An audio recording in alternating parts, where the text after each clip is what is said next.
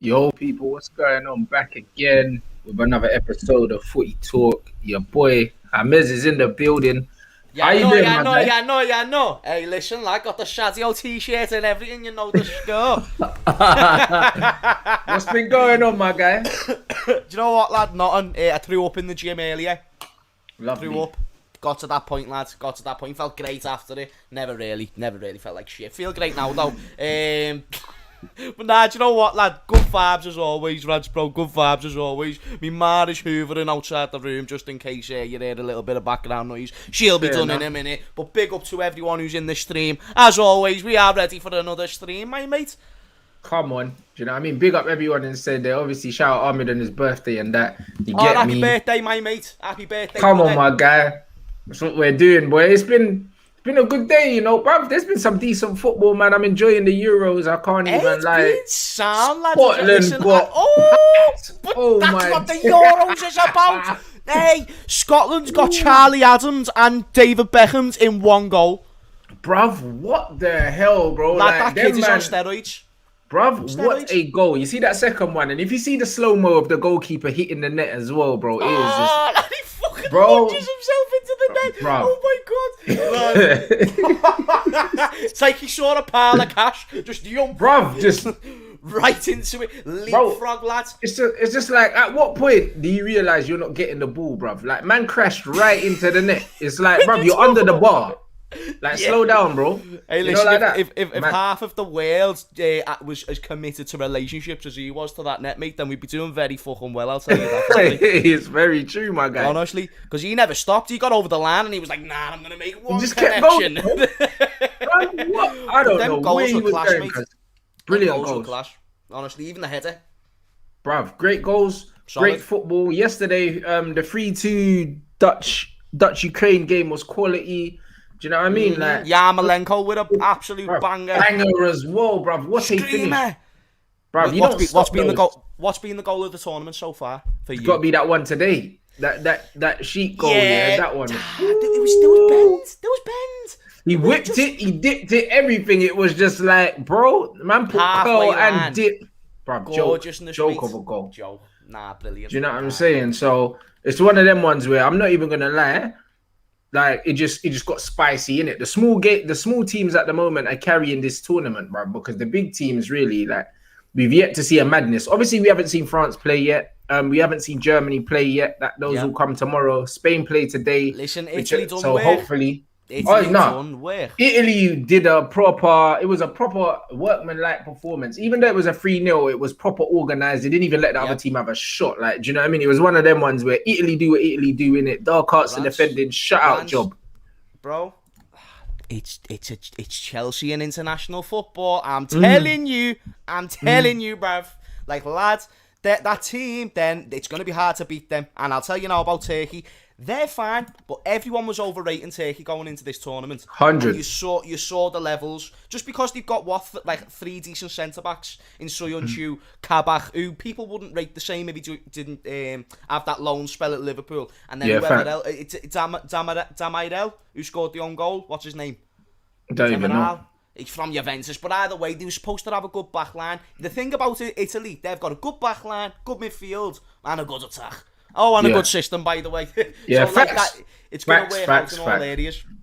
Bruv, too many facts, innit? And I was impressed. You know what it is with, like I said, with international football, because so much can change in 4 years between tournaments or 2 years. A lot of teams that are decent in one tournament are shit in the next, bruv. And sometimes, people come into a tournament based off how they did in the last one, innit? And that just doesn't really work in international football, man. So it's funny. I thought that Turkey... Yeah, I thought Turkey were going to be better, but Turkey just didn't have nothing about them, man. They got absolutely slapped to bits, man. So, I don't know. Overrated.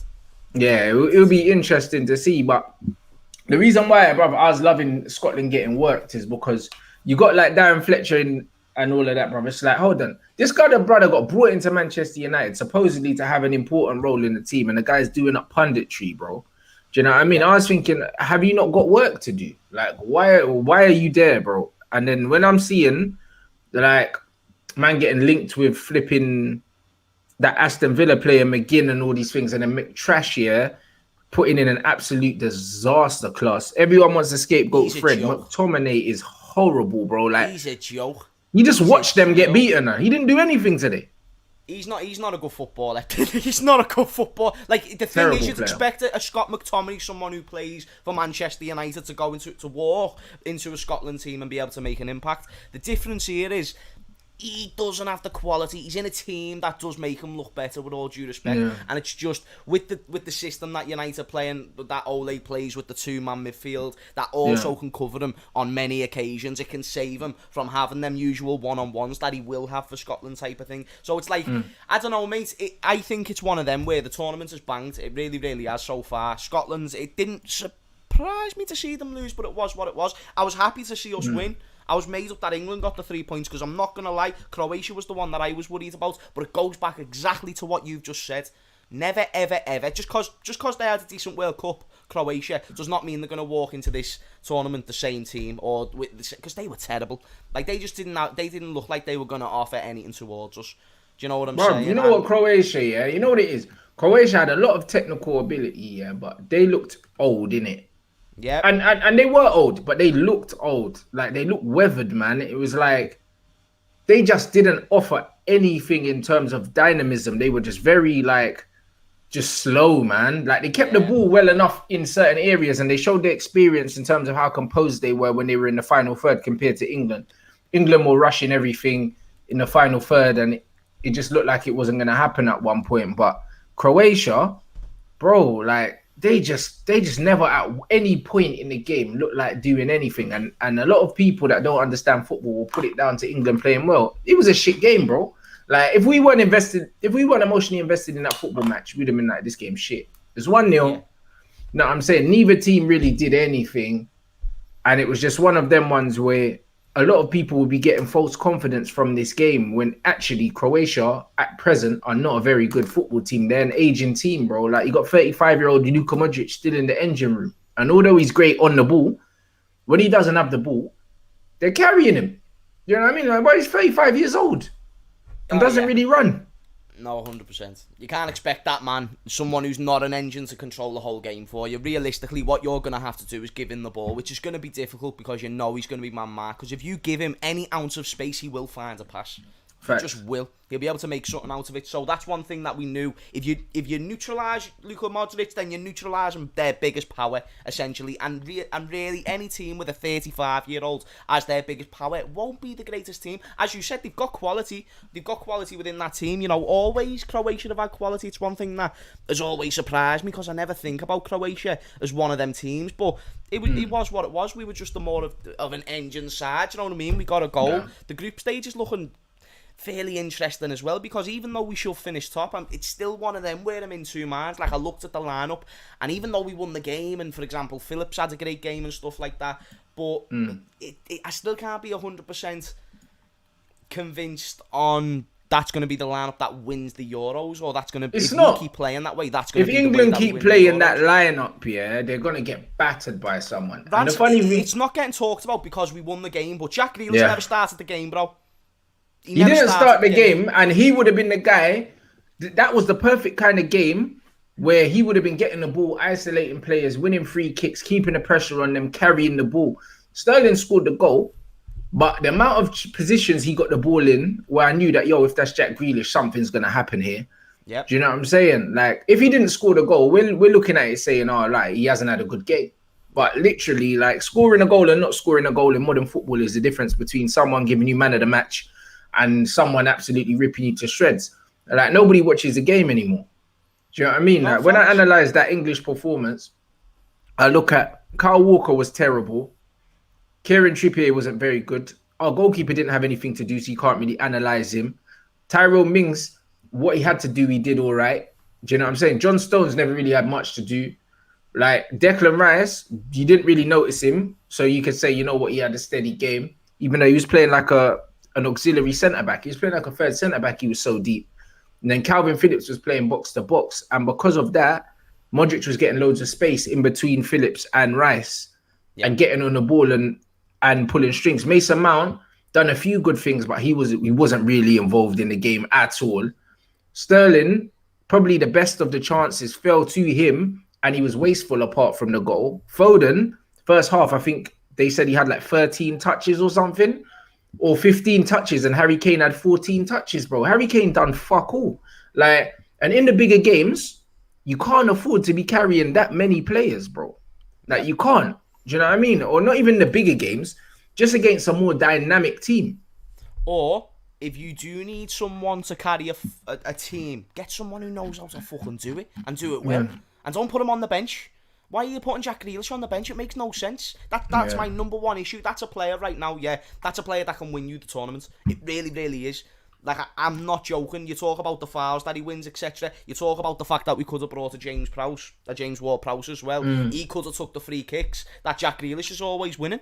Yeah. So there's so many ways that this could have worked. Like, Jack Grealish doesn't just win you games by directly cutting inside off the left and getting you a top bins goal. That's not. He can do that, but that's not the only way he operates. He creates. He can pass well. He's got a great range of shooting, and not only that, he works fucking hard. You want an engine? He's an engine. He's a leader. You want a leader? He's a leader, and also he's someone who can win friggin' fouls, which actually throw the favour in your game massively. Because if you can just get the ball in their box, you have a chance of scoring a goal. It's not rocket science. So Jack Grealish is a player he's very direct. That's my favourite thing about him. The only way is that way, forward, and nowhere else. None of this pass of the back business. I'm only going forwards, and I'm going to try and create something. Whatever I get out of this, it's going to benefit the team. And if you don't play that player in a team where it's clear you're clearly going into a defensive system, you need individuals. At least Ole Gunnar Solskjaer knows to play his individuals. Maybe it's in the wrong positions, but he still knows to play them. Don't not play your best individuals. Yeah, but you know what it is with Southgate? The reason why he doesn't play Grealish is because he's a coward, innit? That's just what it is. He's too cautious. That's what it is. He knows, that Sterling's gonna run back and do whatever he needs to do. Grealish will do that. But the fact is, Grealish isn't a player that you can control. You can't really give Jack Grealish instructions, innit? He's a maverick player. He's not the kind of player you say, oh, you know what? Make sure you track this and track that. You literally just put him on the pitch and let him play, innit? And the thing is, a lot of managers can't manage players like that, unfortunately, bro. You know what I mean? That's just how it is with Grealish. Because he's not a yes man, he's just not liked, bro. Not by the media, really, and not by Southgate. And you know what it is? He's the only player in that team, that can progress England in the latter stages. Because when you come up against a team that are defensively disciplined, he's exactly what you need to break down a low block. Not a Raheem Sterling, not a Phil Foden. Do you know what I'm saying? None of those. Like, Phil Foden's a good player, but Phil Foden needs the right people around him, mate. Like, this is the second game now. Apart from hitting the post in the game, didn't do nothing. And even that was a quick breakaway where he managed to get half a yard. But Phil Foden is a good carrier of the ball, but he's not the kind of wide player that's going to absolutely cook defenders one-on-one and come inside and get shots off. He's not going to do that. He's not a Jadon Sancho. So because of that, playing him where he's isolated one-on-one against players, all he's going to do is turn and pass it back. And that's what he kept doing. Like, that doesn't answer your questions. But Southgate, playing him and Sterling, who's not really great at going past players and getting shots off either, how did you expect to create chances with Harry Kane, who keeps dropping too deep because he's not getting the ball? Like, the front three didn't work, and he'll probably start the same one next game. No, facts.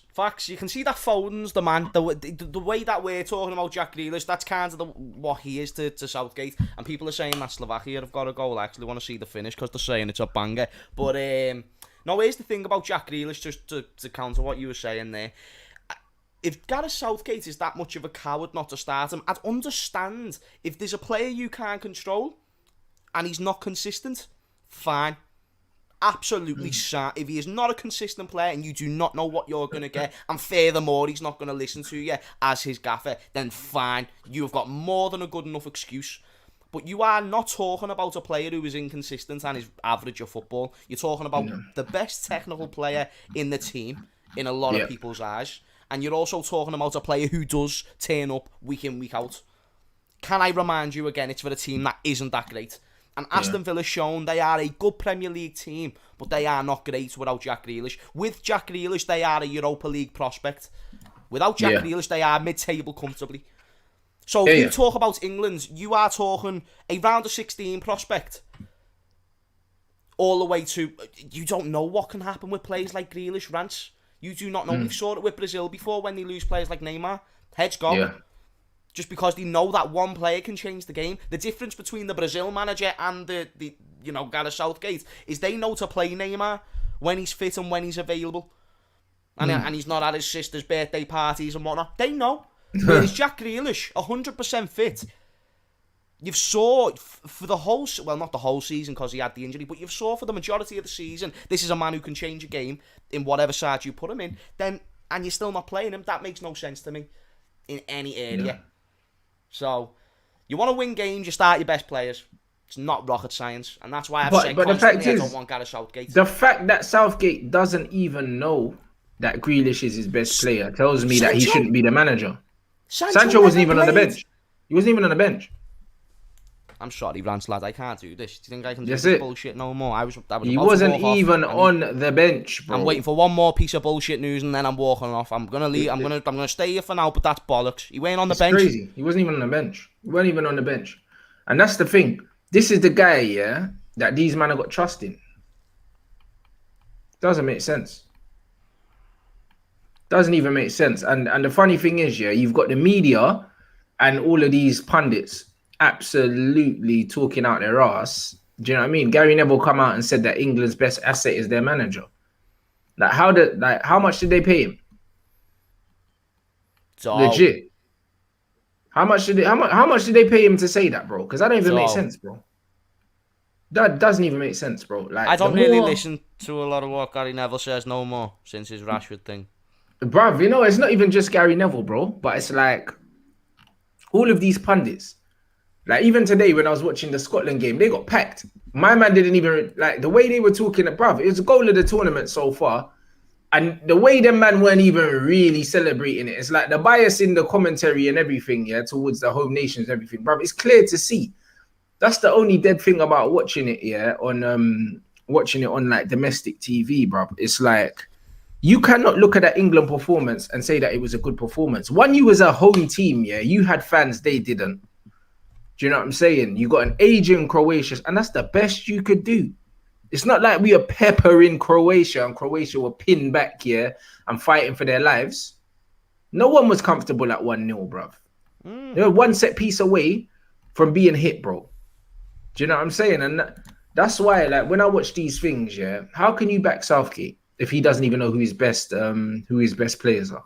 If he doesn't know, then what hope did England have of getting to anywhere decent? Do you know what I mean? Calvin Phillips was England's best player yesterday, but only because he was getting up and down the pitch. People need to relax about him, by the way. People need to relax. Of course. It's one game, innit? But he was getting up and down the pitch, yeah, against an aged Croatia team. Let me see what he does against a decent mobile midfield, innit? It's one game and everyone was literally like, oh yeah, would you like to see him at United and that? Bro, after one game. Relax. Bruv, do you know how many players get bought after one decent tournament, yeah, and end up flopping at their clubs, bro? I'm sure the list is extremely long. He's worth 10 million more now. There you go, innit? After one performance. He will be. That's the way tournaments work. It's worth more than any other game. You can score against what's the team? Sam Makiko. What's the name? Macedonia. Oh, Macedonia. Sorry, my fellow Macedonians. But yeah, that team, like, if you score against them just because it's in the Euros or if it was in the World Cup, oh my God, he scored against them. Like, every team in your league is better than that team. Chill. Like, honestly, chill. Literally, hit it. Like, fair enough, Croatia is decent, but let's look at circumstances. And again, it's one game. Like, Calvin Phillips, good player and that, but he plays in a Leeds team that I do not, like, deny or confirm that they are on performance enhancements with how much they run. They run all the time. So just to be in a game where that he's doing what he does anyway, like, fair enough, do you know what I mean? But he never shown anything in that game where he's going to take England to win the Euros. And that's what I don't like from people. They get on the high horse too soon after one match. Do you hear what I'm saying? Like, for example, I'm on the Nat Phillips choo-choo train, yeah? But that weren't after one game. That weren't after 2 games. That weren't after 3. That was after goal line clearances and badass motherfucking performances and heading bricks through windows, motherfuckers. That's what that was from. Not one game against Croatia. Bruv. Get off the high horse. The Yorkshire Pirlo, you know? The Yorkshire Pirlo. After one game, bro.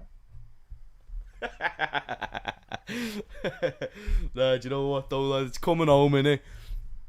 Bruv, the Yorkshire Pillow after one game. It's coming home, This is though.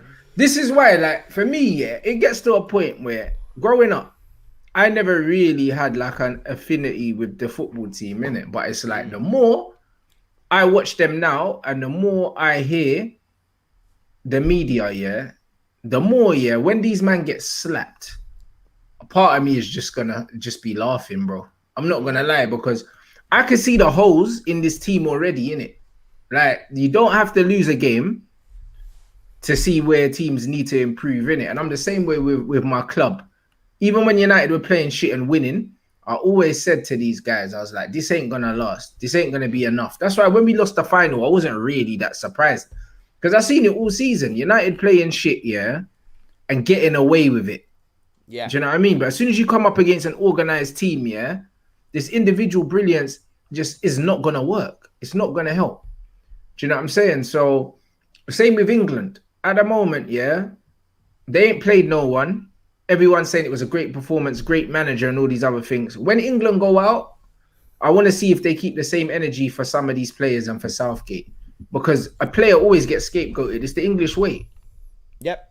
No, 100%, lad. We just don't know which one it's going to be yet. That's it. And here's the thing as well. The sort of arrogance that we have with these like one-off performances where the player really does well. Like, I was even thinking earlier, like, I'd done a video and I was talking on the video about, like, because Coutinho was linked back to the Premier League and he's linked with clubs like Leicester and whatnot. And I just thought to myself, like, if you're a Phil Coutinho and you're seeing how everyone's talking about Coutinho, or the majority, obviously people know he's a good footballer, but people talk about him like he's washed. And here's the thing, people don't put context with things. Coutinho is someone where the thing that has made him so good, and the thing that why he is so good, is something that you don't just lose, even with an injury. You know, that shot that everyone loves, that he does all the time, that's a shot that he can still do now, even when he comes back from injury. That's just something that you don't lose. The technique that he's got on the ball, it's not really something that you lose. It's the physical aspect, which he's never been reliant on, that you lose first. And here's the thing about Coutinho. He is only a good Champions League performance away, a good semi-final performance away, and a good final in the Champions League performance away from being talked about as a Ballon d'Or contender. Yeah, And they'll let me say, tell oh, you he's why. back. Like He's he back. ever left. And here's why. Kante is the prime example, someone who, in my opinion, did have a very average start to the season, especially under Lampard. Granted, picked it up towards the end, but to say Ballon d'Or performances when you've just saw what Gundogan's done all season, I'm sorry, it's just... It doesn't add up. And again, I get back to the high horse point. You know, Coutinho, when he was at Bayern Munich and he scored like a goal or two in that semi-final or quarter-final where they spanked Barcelona, mate, he was in a team that was better than them anyway, and everyone was saying he was back because he scored in one game. So, right. But now that he's been injured, bear in mind he hasn't even been playing. Now that he's been injured, people are saying, oh, now he should probably be, you know, going and playing for like a lesser club. Coutinho shouldn't play for Leicester, with all due respect to Leicester fans, because that club is only on the up, but he shouldn't be playing Europa League football. He should be setting out what he intended to do when he left Liverpool and try and win that Champions League, because he's good enough to do it. And this isn't to try and get into a thing about Coutinho. It's just the point that a player is bigged up after one game. Don't forget about the quality side of things. And even though Calvin Phillips might have one good game against England, it does not mean someone like Jack Grealish, who also has been injured over recent months, would actually have a bigger impact, because it's just what you know they can do. So without trying to go in circles, like, I hope I've made the point of what, like, I'm trying to say. Of course you have, and I made that same point about Kante as well. That's why it's funny when everyone was going back here and digging up my tweets from 2019, because Kante's had like a good last 5 months or so. These people fail to acknowledge the fact that under Sarri, he didn't have the best of time. Under Lampard, he didn't have the best of time. And probably since the World Cup final, where he got subbed off because he was on a booking and he was getting ran ragged. Since then, since the World Cup final and probably like 18 months following that, he's had injuries, but he hasn't looked anywhere near as good as he actually is, innit? To the point where I thought he was definitely done for now, innit? The injuries are caught up with him. And then he's got a new lease of life under this new manager, who's a brilliant manager. And all of a sudden, it's Ballon d'Or after about 4 or 5 decent months. Like you said, and Gundogan's had a brilliant season.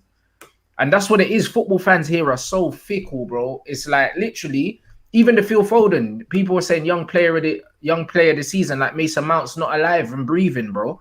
Like Mason Mount played well under Lampard, became one of the most important players for Chelsea. And then he carried that on under the new manager. And he has to start for England. And then you've got Phil Foden. For England, he's played better as well. Of course he has. Played better than Foden. Mount has played better than Foden for England as well. And Mount has started pretty much every game for Chelsea. Foden started less than 50% of Man City's games, and somehow people are talking about young player of the season. It's like, I agree with you there. It's just like, what are you talking about, bro? He's not even that important for Man City, bro. If you're in the that player important, of the season as well. That's it. Like, he's important for City, but if you're that important for your club, you start every game you're fit, bro. The guy started less than half of them. And that shows you that this is his breakthrough season and he's still improving and he's still learning. But these men talk about him like he's the finished article. And this is the problem with guys, bro. Like, literally, all you need to do is score a few goals in some important games. Same with Riyad Mahrez. He scored, I think, in both legs of the quarterfinals, maybe, or the semi-finals. And everyone's going on like he's had an amazing season. He hasn't. Riyad Mahrez looks good in spells, and in spells, he doesn't do anything. That's literally Riyad Mahrez. Like, I love him as a footballer, but he's not consistently good, bruv. He's not. Do you know what I mean? Sometimes he's on smoke and he looks like the best wide player in the league. And sometimes you just don't even know that he's fucking playing. Like, that's just how it is, innit? That's just the reality of it. And he's a player I like. Aesthetically, he's nice to watch. But he don't play like that every game. It's not even every other game. It might be every 4 games.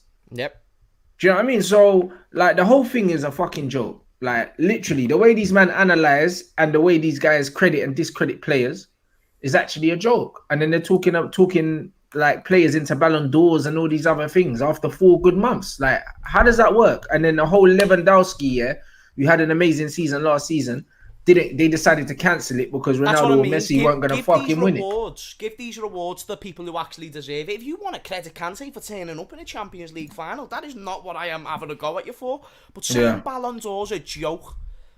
But what that should actually mean, it's a joke, bro. So, no, that's a very interesting point of conversation, man. No, like, seriously. Kante, I'm not trying to be, like, overrated because he has achieved some great things. But recently, I have to label that word with him because the way people have been, he's not Ballon d'Or and people are saying he's Ballon d'Or. That, to me, is overrated.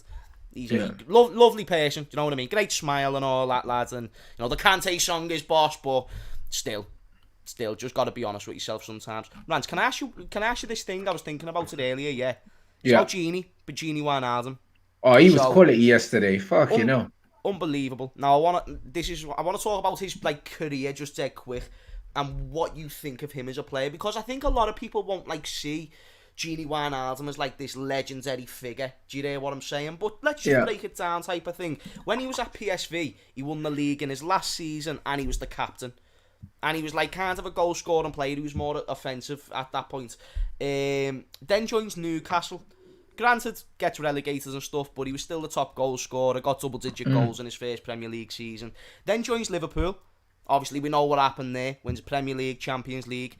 And for the Netherlands, he's always boss. Always boss, because when it comes to these conversations about looking back on players, you bring up the international conversation as well. Gini Wijnaldum, he's always scoring. It's one thing us Liverpool fans talk about. Why is he scoring for them but not for us? Obviously, we know it's about systems, but still. So what I want to ask is basically, he's now going to be going to PSG, where he's most likely going to win the league there, more likely than not. He'll score goals there as well because he'll play further forward. Exactly, and he's probably going to play further forward, so people are only going to boost his regard. So now I want to ask, when Gini Wijnaldum ends his career, let's even say he wins 1 league title at PSG, even if he stays there for 3 seasons, 1 league title at PSG, could you look back on that career and say, yeah, he's a legendary player? Bruv, look what he's won with you, look. Do you know what I mean? If he doesn't go down, as at least a cult hero at your club, it's crazy because he's been instrumental in what you lot have won, innit? Like, do you know what I mean? So it's one of them ones. United have loads of players like that Do you know what I mean? That were there or thereabouts when we won things. Do you know what I mean? Yeah. Like, bruv, like the way these man cream over Darren Fletcher. Darren Fletcher couldn't lace Genie Wijnaldum's boots, bruv. Do you know what I mean? So it's just one of them ones where, like, it just depends on how your fans look at him. To be fair, if he was British, it wouldn't be a conversation. Yep. It wouldn't be a conversation. Oh, I get you know, like that. So it's one of them ones where the best period that you've had in recent times, he's been in the midfield, and that's it, innit? So it is what it is, bro. Champions League, Premier League, bruv. And he plays well at international level. He's the captain, man. You talk about all rounds. You talk about all round plays. He's one of the best. Someone's just said it in the chat. There's not many who all rounds are better than Genie. There's really not. He's sick. He's good defensively. He's got a good engine. He's good on the ball and he scores goals, bro. You know what I'm saying? And he's got leadership qualities as well. You've seen it. You've seen it in the team with Memphis Depay and he's the captain. Yeah. He's a captain, bro. And his performance was quality yesterday. He scored a great goal as well. You know what I mean? He scored a great goal. What a finish, bro. He's a baller. Genie's cold, innit? And the thing is with him, because the Klopp system bypasses the midfield a lot, you don't really get to see Genie on the ball as much, innit? That's what it is. Like, they use him as the counter-pressing player, so it's more about his running. But he can play, bro. Like, he can actually play. So it's one of them things where I think that a lot of people will appreciate just how good his all-around game is if they watch him play for Holland, or if they see him play in another system. Because it's just a system why people are doubting Wijnaldum, bro. Like, he's a baller, man. Yeah, like, I don't think anyone can. I don't think anyone can disagree with that. If they disagree that he's a baller, they don't know football. Let's be honest. I get that. And I only brought up the legend way because, you know, over the course of his career, he's done great things. But no, he has to still do a little bit more, of course. That being said, he's great, man. Like, even the way he can head the ball and he's like 5'10", his heading technique is brilliant, mate. So he is just a proper footballer. And the thing about Genie, obviously, he said that he's treating this like a Netflix series. A few weeks ago, he was saying, I'm gonna reveal why the club let me go in the future. Now he's saying he's gonna reveal why the club let him go at the end of the Euros, and I'm just thinking, fucking hell, Genie, do you want to just tell us, lads, instead of making us wait just because there's a competition going on? Just let it be known. And I also want to know, what could it be? Like, why is he building it up? Because, like, let's be honest, if we talk about a financial point of view, which Genie was getting fucked over at Liverpool. Like, massively.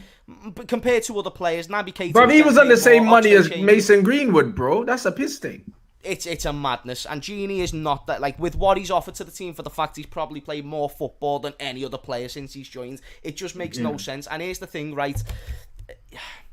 If it was money reasons, which it'd be fine if it was, I want to know this. Why would he be, like, waiting to tell people that? Yeah, it's clearly something else.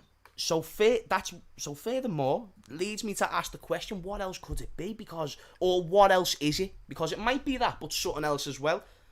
Or is it just something completely different? Because players are sensitive about the wages. No player comes out and says, yeah, they weren't paying me enough. That's something you keep to yourself. Yeah, it's probably how they treated him, though. Because I remember Ander Herrera came out and basically said that United asked him pretty much if he wanted to stay, he had to take a fucking pay cut. I don't know how true that was, but do you know what I'm saying? They could have just not dealt with him the right way, innit? And that's just what Genie Netflix. Genie Netflix. This is it, bro. Do you know what I'm saying? Like, honestly, I just think that it could have been the way they dealt with him. And to be fair, the way your owners are moving anyway, and with the whole Super League thing, bruv, you just never know. Yep. Do you know what I'm saying? Like, I just never know, bro. You know what I mean? You just never know what's going on behind the scenes, bro. Like, our owners are all flipping, like, they're scum in it at the end of the day. So, yeah. Because of that, you just don't know what's going on behind the scenes, bro. Like, we don't know how the club's really being run. We don't know what conversations these guys are having. But the long and short of it is, if they respected Genie, he wouldn't have been on that money for so long. I hate the way they treated him. Because I know where Jurgen wanted to keep Genie. And I know that from an interview that he had in February. He was like, I've got no problem with Genie. Like, zero. I play him every week. But I play him all the time. Why would I have a problem with him? I don't like what's gone on with Genie, I'm not going to lie. And I feel like it's only going to add to the fuel of my fire of when I talk about FSG and them going out. We've even signed Adrian on a new contract, bro. How do you sign Adrian on a new contract? Now, to save money, bro. To save money. But that's what I'm saying. But you don't do it that way. You do it in a more discreet way. You don't extend goalkeepers. I'm hearing it's for vibes. He's going to be the third choice. But we just signed Tom Heaton, bro.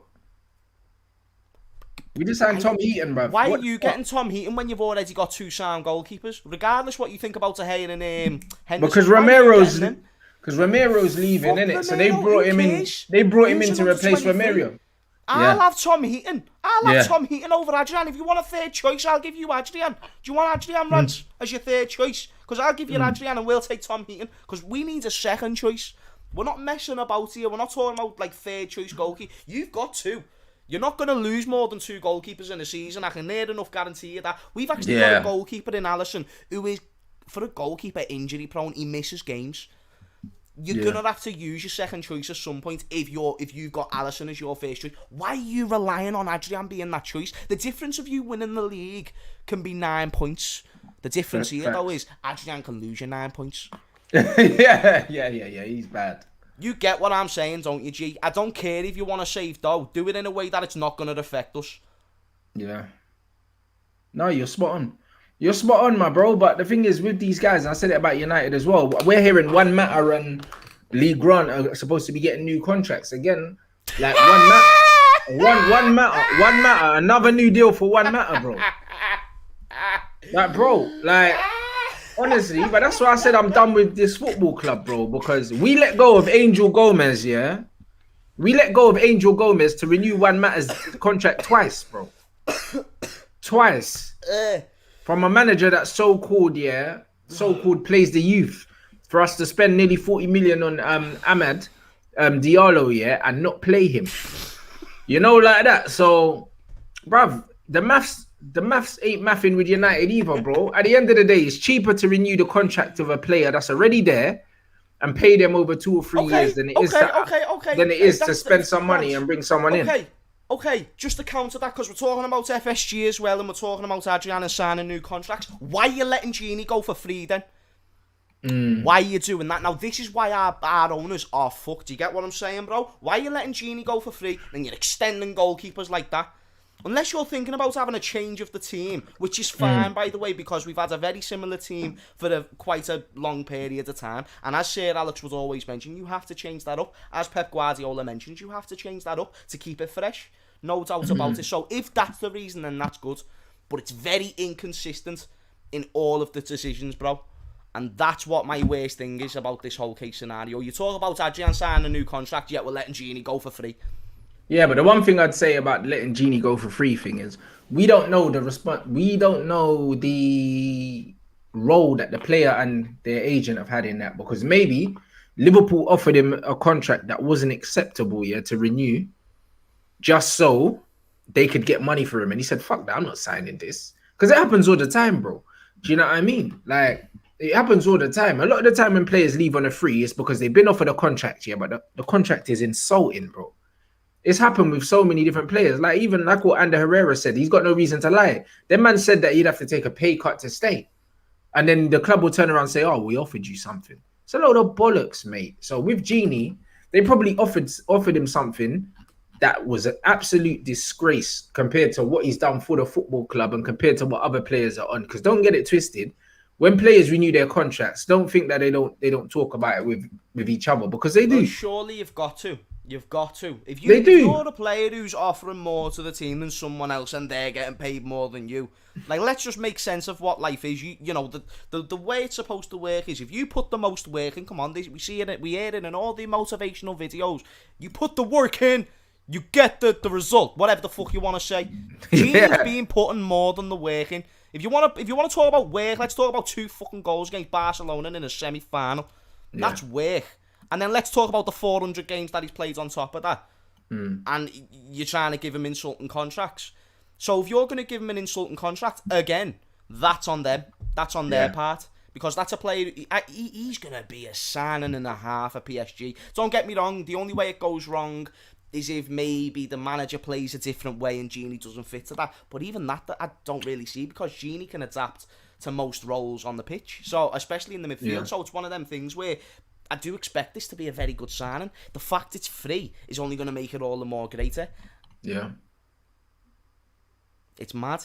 It's a mad one, lad. I don't see us really spending big either. That Kanate signing really got us a false sense of hope. The amount of the way that I'm seeing us move, I don't know if it's because of the Euros or if we're trying to take it slow for the rest of the signings because we've just got Kanate, but it's not looking good. Let's just say that. When I made him, we're not thinking about replacing Genie Wijnaldum. That scares me. When I made him, fellow Liverpool fans saying, but let's give Curtis Jones a chance. Bruv, don't be surprised if you do not replace him. I think you will. Do you know what I mean? I heard Basuma talks and stuff like that. If you... No, that's too much. 45 mil, that's too much. You know your club better than me, bro. You know like that. You know your club better than me, bro. So it's one of them ones where I don't even know what to say, bro. I don't know what to say. But the one thing we know is our owners aren't very good, innit? They're not very good, man. The thing is, just like what Sir Alex Ferguson did with the Glazers at the beginning, Jurgen Klopp here has papered over the cracks of your owners by winning things. And now a lot of your fans have more faith in your owners than they probably should. Do you know what I mean? And that's just what it is, bro. So they probably offered Genie something that was borderline offensive, yeah? And he said, you know what, fuck this. I'm going to go get the bag at PSG, probably win a few titles there and go on a nice Champions League run. And then it is what it is. I wouldn't be surprised if he comes out and says something wild, like they told him to take a pay cut. Like apparently they're saying with one matter, he can stay if he takes a pay cut or something like that. These men, all they care about is balancing the books, bro.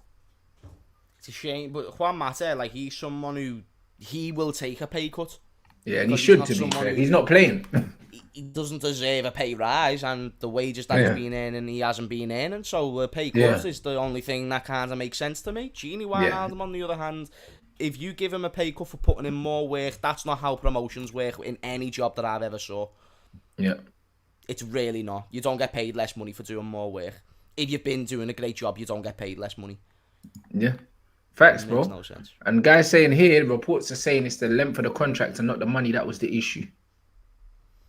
Fish, but you know, a 31-year-old Genie Wijnaldum can still go for 30 million. A 32-year-old Genie Wijnaldum can still go for around that much. He's a physical specimen. He's still going to be a beast. He is a technically gifted baller. Know your players. Know your assets. They don't know his assets. They don't know how good he well and truly was. I think the manager did, and I think, you know, the staff did, the players did. Everything he brought, it makes no sense that we let him go. You're seeing it now in the Euros.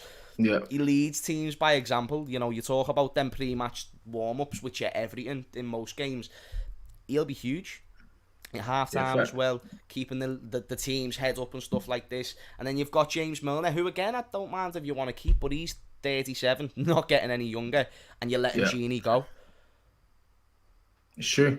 So that's the only thing. And people are talking about this new house fella from the Bundesliga. Looks like a good player, good creative player. I think he's got 10 goals, 5 assists in the Bundesliga. He's played 51 games, which means he's reliable, which is what you want when you're going to be selling a Genie Wijnaldum. He's only 24.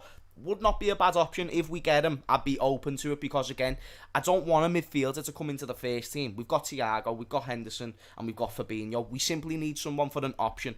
So I'm not asking for like a Gravenberch or a friggin' Aouar, someone who might have a chance of going into the first. Not Gravenberch, he's still too young, but still, you know what I mean. Someone with like a bigger name.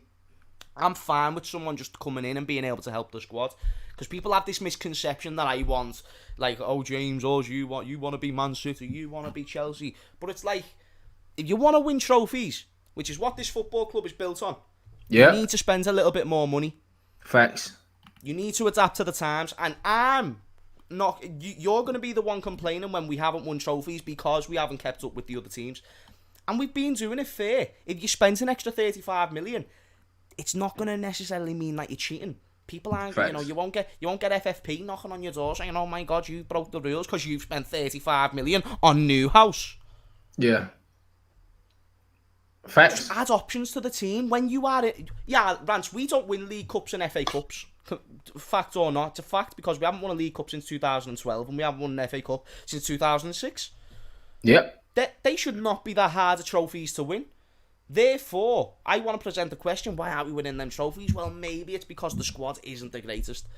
Depth-wise, because you need to rotate your squad. Why do Man City win the League Cup every year? Because not only have they got £50 million players on the pitch scattered around, they've got £50 million players on the bench.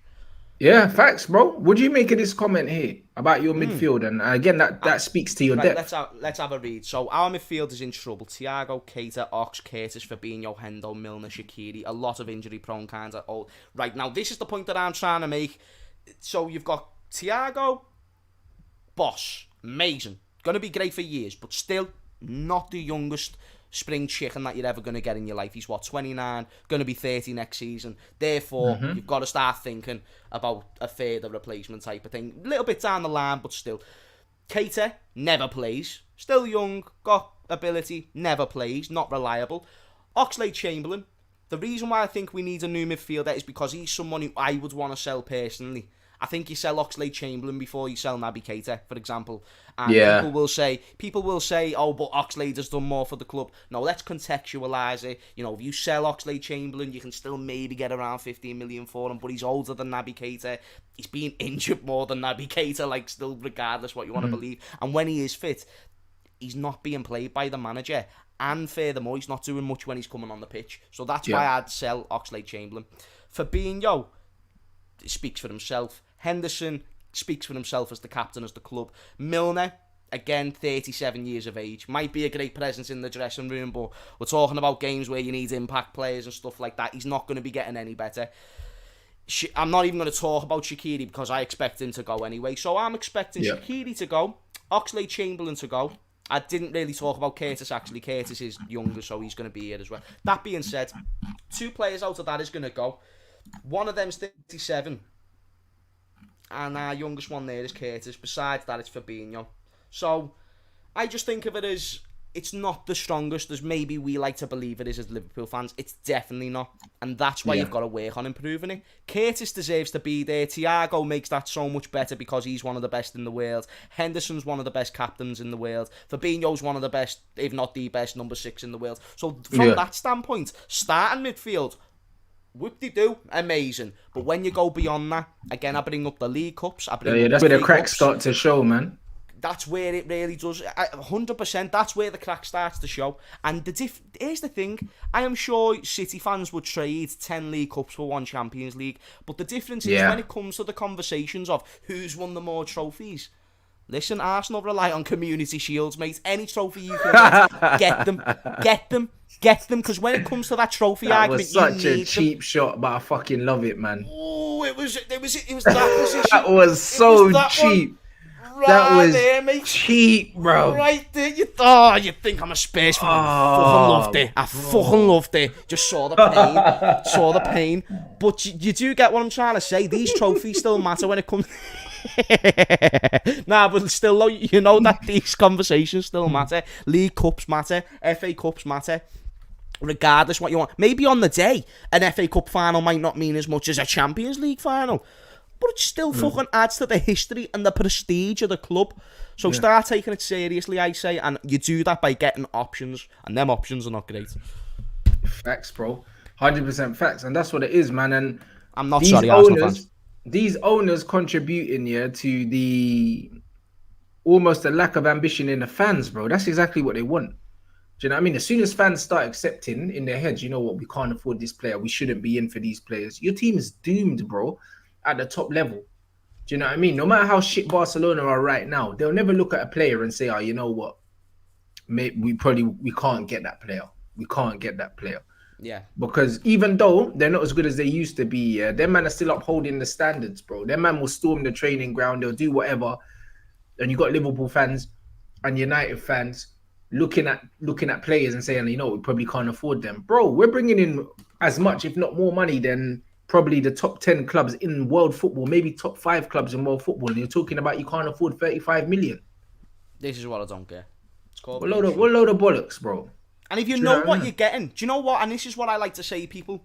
Usually you're more confident on buying something if you know what you're getting. If you do a little bit of research, it's not really that bad. And here's the thing, if you know who you trust, if you know the men that you've got working for you, you'll know to trust them. So this is why I have many, many issues with the board, because this is where it comes to the point. You're not spending, you're not improving the squad when it needs to be improved. Facts. You need to have bigger options. But then you also need to talk about Klopp, as when it comes to the size of the squad, he's someone who usually doesn't like to have that big of a squad. That being said, he's never been at a proper rich club. So it's a very easy scapegoat for the ones who are like FSG and stuff like that. You get what I'm saying? Yeah, and they'll turn around. They'll turn around and they'll blame the manager and say the manager don't want a big squad. But in reality, that's what he's used to working with. So I think he's the perfect guy to kind of cover up the bullshit. Do you know what I mean? That the owners are currently putting him through. You can't tell me that Klopp's turning down players. Yeah. No manager does that. 100%. No manager does that. Do you know what I mean? So I think honestly, yeah, that this whole thing is just it's just a piss take, innit, bro? So if you guys don't strengthen, I think you're missing a trick, innit? Because losing Genie on a free, you have to replace him. People saying what's his name? What's your homegrown midfielder? Curtis, yeah. People are like, oh yeah, but we've got Curtis Jones. Bro, he's an academy graduate. You can't be just saying, yo, we're going to lose a player that we bought for free, but it's all right because we've got Curtis Jones. No. Like, Genie has been instrumental, yeah, in your success in probably the last 4 to 5 seasons. You don't replace him with an academy graduate. You buy someone. Yep. Do you know what I'm saying? Saying, oh, we've got Curtis Jones, exactly what the fucking owners want you to say, bro. When they continue to fleece you. Do you know what I'm saying? Yes. It's crazy. Yeah, like, Curtis Jones. They're having a party about Curtis Jones because it's mad, bro. A couple of mil. And that's what I don't like, lad, because Curtis Jones is a good technical player, but we've saw it with fucking John Flanagan, who's supposed to be the future fullback for Liverpool. Like, you know, some of these players just don't turn out to be what you expect them to. It can happen, whether for injury or whether for whatnot, whether they're just not good enough. Maybe they're not as good as you thought he was.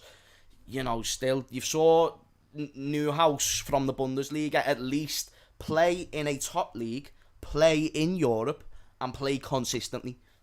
Yeah. He adds to the midfield what you missed last season, which is a few goals, a bit of creativity, and stuff like that. He adds more of that, at least, to the squad as a whole. So if you've got that player as a squad option and you promote it to that player in, listen, obviously you've always got to work for your position, but if you're playing well, you are going to play games. And us as Liverpool Football Club, we aim and our ambitions are simply to play in every tournament, like the way Man City do, for as long as possible. Because that means we'll actually get to play it. If we're still in the League Cup and the FA Cup, we'll actually have games to play it in. So take the chance while you've got it. Players like Curtis Jones haven't earned that right yet. Facts. They know the position they're in. Do you get what I'm saying? But if you can get a player from another top club, and you're a Liverpool Football Club, get them there. Say, listen, you've got Thiago there, you've got Henderson, you've got Fabinho. Granted, you have to take one of their spots, but if you take one of their spots, you're in there with the other two, and you'll be there winning championships, baby. So if you're good enough, now's the time to prove it. You're coming to one of the best clubs in the world. Why not give it a go? And that's where I'm drawing at the line with it, because I don't think we'll get this Newhouse or Basuma or anyone, and then it's just going to be exactly what you said. Curtis Jones, he's the saviour and he's the man to save us. Like, fuck off. That's it, bruv. Man saying, is this real? 85 million budget? Because if that is, that's tragic. 85 Liverpool million Football budget. Club, you finished in the top 4. I swear you get like 100 million for that. So how the fuck do you have 85 million to spend, bro? Like, how does that work? We won a league a year ago. We won a Champions League 2 years ago. I do not know. And we never... And here's the thing. People think, oh, but James, it's only a few weeks into the transfer window. I have reason to be scared based on the fact of previous transfer windows. There's no doubt about it. It's like if your dog shits all the time, but you still don't buy puppy mats. You're basically asking for yourself just to have a shitty house everywhere, unless you tell the dog to go and shit on the mat, because you know what the dog does. So just to expect it to change based on no evidence whatsoever, it's clueless to me, bro. And that's it. And he made this point as well. Gomez and Trent, there are already 2 academy lads that you guys didn't pay for. So Nah, And Gomez is someone we bought from Charlton, but still he was 3.5 but you would million. have, yeah, you would have paid like Yeah. a baby fee for it. Do you know what I'm saying? Bought him as a kid, yeah. Yeah, like that's a piss take, bro. You know what I mean? Really, and that's what I mean. I can't believe I'm not hearing more Do noise you know about what? it. This is actually another thing as well. Let's just break it down there quick. Yeah, we've got Van Dijk and Alisson. We sold Coutinho for that. Robbo, 8 million. Genie, 30 million. Mane, 30 million. Bobby, 30 million. Salah, 35 million. Like, bro, you know, Henderson, he's been there. He was there anyway. Fabinho was one of the more expensive ones with 40. Jota, 40. Keita, 50. Like, lad, Keita's the only one who you can really say. And Keita, we got on a cut price. We literally let Keita go back to Leipzig for a full season. And then we brought him back so we could get him for cheaper. If that does not scream cheapskate, I don't know what else. I don't know what else does. Literally, one of your more expensive signings, you let him go back just so you can get him for cheaper. A man is saying that you have to sell to buy when you just let one of your better players over the last 4 years go on a free.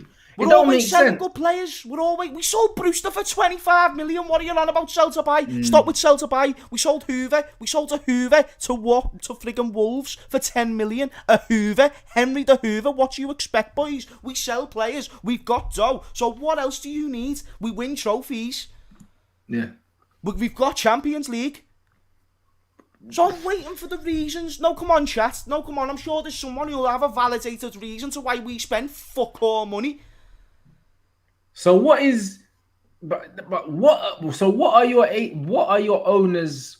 What are their goals? Like, what are their ambitions? I'm To have a confused. fancy house. It almost feels like you lot won the league by accident. To stay in And the Beverly Hills and the wherever Champions they live. League.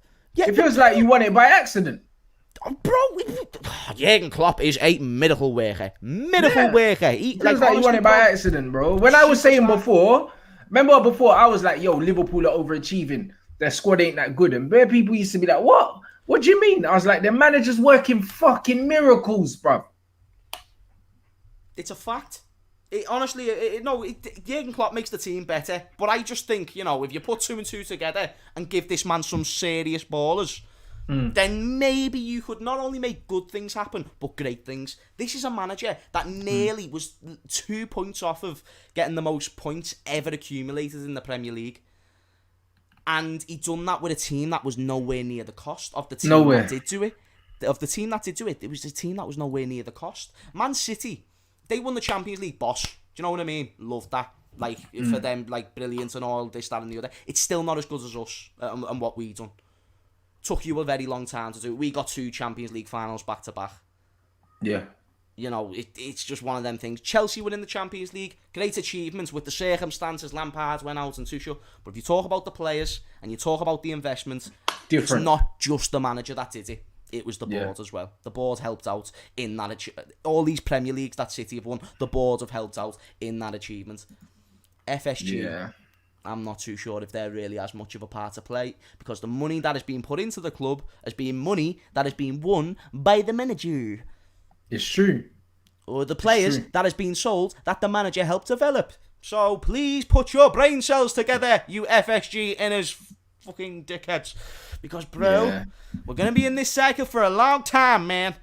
And it's not good. I don't like it. I don't like it at all. Bruv, I hear you, bro. It's some bullshit. Fuck this shit, I'm out. It's some bullshit, bro. Like, bruv, Like, honestly, it's nice to hear another fan, as disillusioned with what's going on upstairs than me, because I've completely given up, innit? At least you lot, there's still some hope because we've got you've won some stuff, innit, bro? Like, you've got Klopp as well. Like, literally, there's no hope.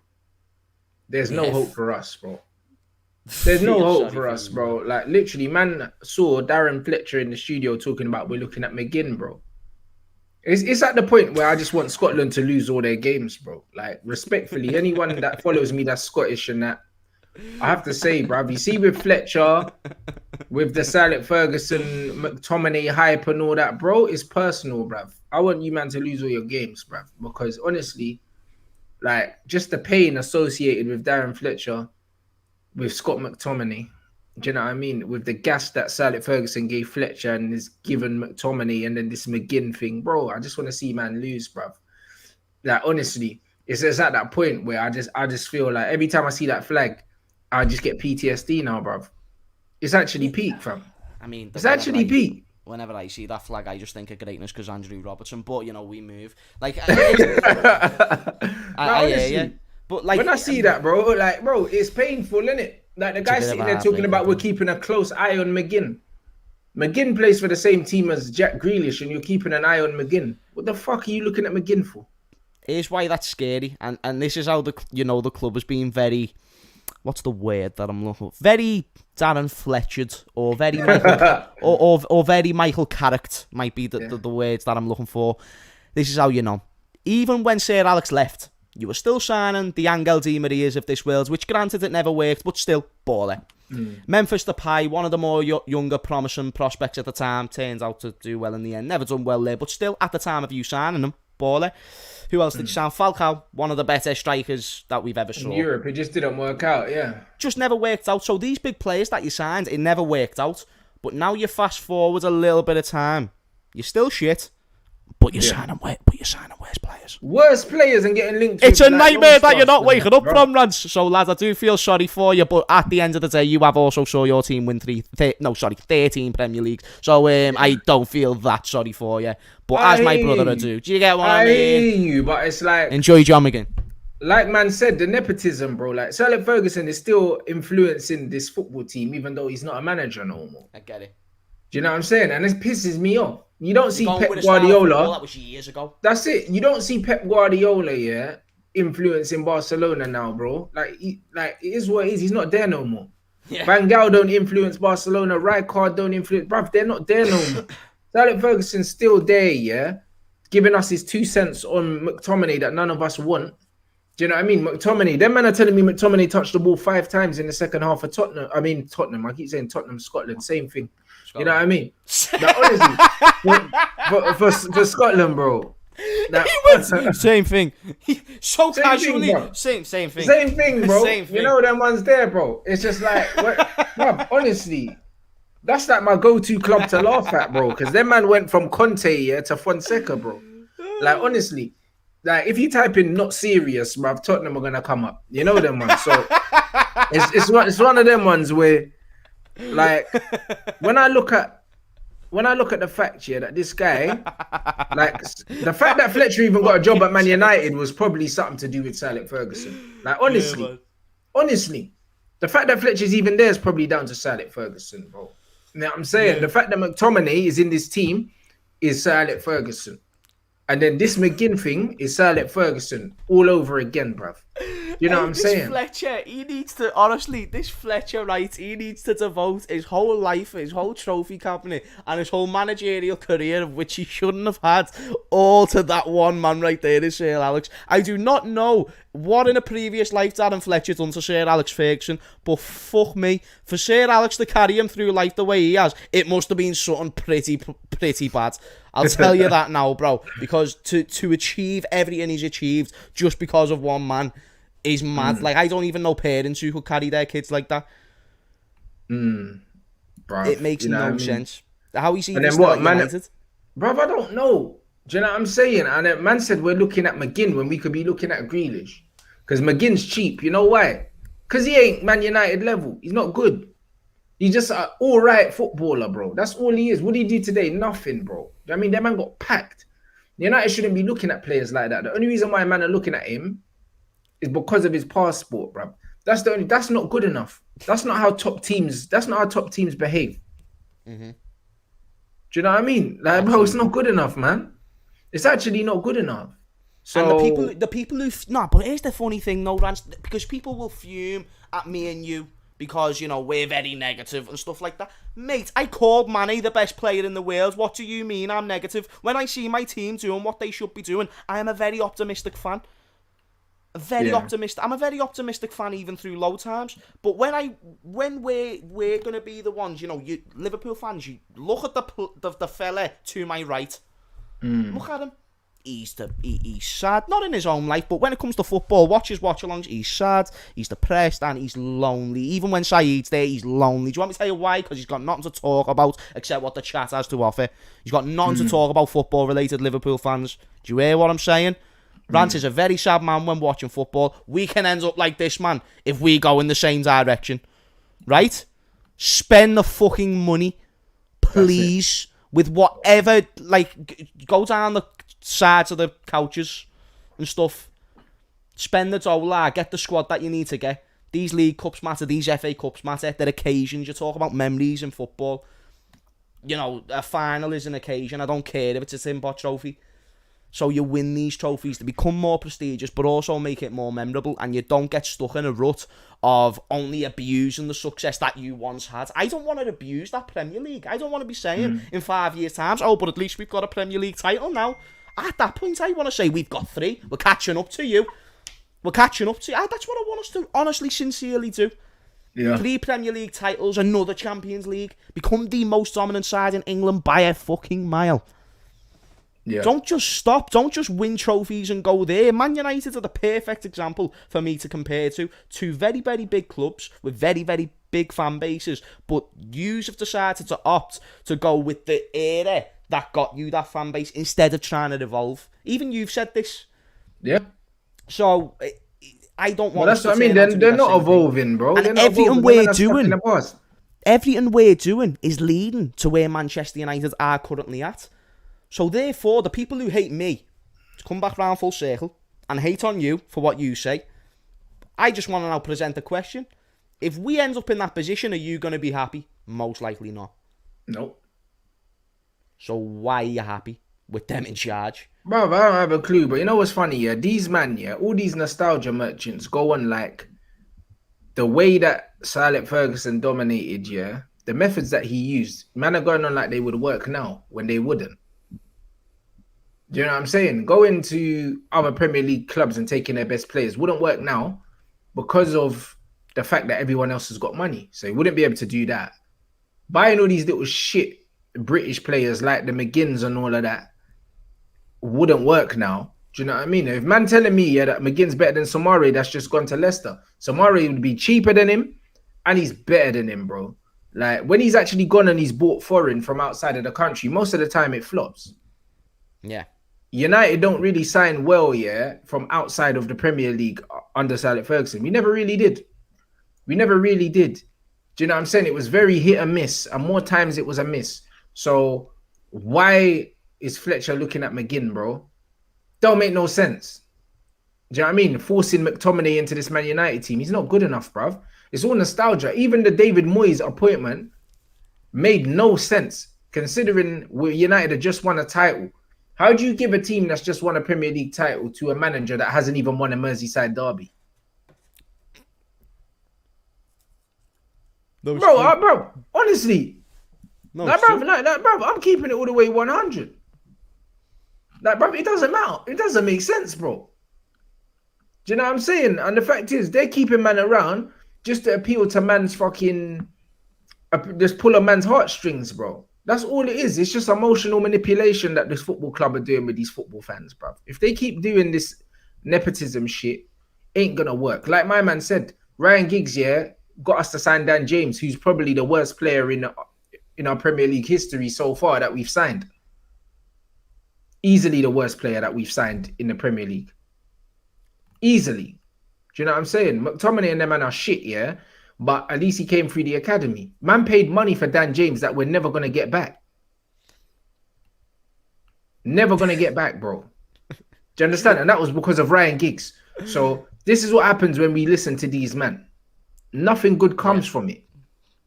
Don't always go with nostalgia in a game that's always evolving. That's what I'm saying. Man, forget that Sir Alex Ferguson bought Obertan and Bellian and all these men from France. When man tried to do the little hidden gem things, it never worked. Bare shit ballers, blood. For every one Chicharito that we got here and every one Solskjaer, we got a bag of dead ballers, bro. A bag of dead ballers, yeah, and we got bailed out because we had such a strong spine, we were able to just write them off and go again. But United signing from outside the Premier League was shit, bruv. And it's been shit. Obertan, man, you actually remember Obertan. Didn't Bruv, he end up joining like Newcastle or something? Newcastle or something, bruv. At one point, Ronaldo wasn't a hidden gem, bruv. Ronaldo was already linked with Bear Man. He'd been at Arsenal on loan. On trial. Like, Bear Man were looking at Cristiano. The reason why we signed Cristiano when we did is because if we didn't sign him, he would have ended up going somewhere else. He weren't no hidden gem, bruv. He cooked us in pre-season. I I was watched the gonna say, game, didn't he smack? Isn't that the reason why like it pushed us to sign him, bruv. because he He played well against you? cooked John O'Shea, blood. I watched the Yeah. game and I was like, bruv, we have to get him because we just missed out on Ronaldinho. And I was gutted. I was like, bruv, we have to sign this spread. And literally 2 days later, I'm seeing in the newspaper, fee's been agreed. Yeah. United have not signed well from outside of the Premier League in my lifetime, bruv. It's been hit and miss, and more misses than hits. Yeah, I mean, Cleberson was a flop, Jemba was a flop, Bebe was a flop, but man can keep going. Man like Bebe. Bruv, even the Italian youth, Makeda and all these guys, everyone thought they were going to bang. He scored that one goal against Villa and then never done nothing after that. Bruv, United have had bare misses and hardly any hits. You know, like that. So when these men genuinely think that this, oh yeah, let's get these Scottish players is going to work. Bruv, it ain't working, bruv. That's the It's thing, not isn't gonna it? work. Like you can sign players and all this, that, and the other, and maybe like what you said, the majority of them won't work. Even if they're a good player elsewhere, it might not work in the Premier League. But it's about giving yourself the best possible chance. Do you think buying John McGinn is giving United the best possible chance to go further? Go where, bro? It barely improves us, bruv. No, It it barely improves doesn't. us. It doesn't improve you. It doesn't improve you. Barely improves us. It You makes know you them very ones. stagnant. Where does he play? I watch Fred in midfield. I watched Fred. I watched Fred, yeah, have a brilliant game yesterday for Brazil. I watched McTominay stink the place out for Scotland. I'm not bringing in McGinn and saying, oh yeah, it's an upgrade on Fred, because it's not. You know, like that. So, like, what? He's only an upgrade on McTominay. He's not an upgrade on Donny van der Beek. He's only an upgrade on McTominay, and that's because McTominay's shit. Why are we bringing in backup players when our starting 11's not even strong enough? If we're starting with a double pivot of Fred and McTominay, yeah, why are we buying backup players? It makes no sense. Why would you be strengthening your bench when your starting 11 isn't even good enough to challenge for a title, allegedly? Absolutely, man. What does that make sense? Like, how does that make sense, bro? Doesn't make sense, man. Some joke thing, bro. Absolute joke thing. And that's why when I look at these things, yeah, I can't take these fans seriously, bro. Like, literally, it's just nepotism, bro. That's all it is. It's bullshit. Do you know what I'm saying? And this fake, almost like patriotism, like, do you know what I'm saying? It's a joke. We don't want owners that spend money because we don't want to be like Man City. What? Successful? Yeah, like winning trophies. Imagine taking the moral high ground. Imagine taking the moral high ground, you know? Imagine taking the moral high ground saying, yo, I don't want owners that spend money. What, so you just want to struggle it? What, just rough it out for no reason? Yeah. Like Man United weren't winning trophies in the early 2000s and in the 90s because they weren't outspending everyone. Because they were. But it won't get talked about because it was then and it weren't like 10 million opposed to whatever it was then, like 3 million. We got a free run at Wayne Rooney because we were the only team that could afford him. You know them ones. We got a free run at so many players because we were the only team that could afford them. It's the way football works. That's how it was. Don't get it twisted, yeah? Players came to us, yeah, because we had money and no one else did. And as soon as Man City had the money, everyone started going there. Same when Chelsea had the money, everyone started going there. Ashley Cole went from Arsenal to Chelsea because Chelsea had peas and they could pay him more than Arsenal, bro. That's all it was. So why are we pretending that United's most successful period in English football wasn't when they were outspending everyone? Because it was. Yeah. Why did Blackburn win a Premier League title? Because they spent a lot of money. There's a correlation between spending money and winning trophies, whether you like it or not. No, it's 100% true. Well, them man think that all the strikers that we signed, yeah, we got them all for free. But when we bought Dwight York from Aston Villa and severely weakened them, bought Andy Cole from Newcastle, weakened them, bought Teddy Sheringham, bought Saha from Fulham after he came up, took their best player, weakening other. What, you think we didn't? We got all these man for free. Man, they're skunked, bro. And now all of a sudden, these men don't want to be like Man City and spend money and win things. You don't want to win multiple Premier Leagues? Go ahead then, Sean. You don't want to win no more. It makes no sense, man. You don't want to win no more. Like, you don't want to still keep that prestige as your club. Because all it's going to get to is where sort of Arsenal have kind of fell into and Man United are slowly falling into, it's that element of shit. We were like the biggest one moment ago. So a moment ago, Arsenal were the biggest team in London. They're not no more.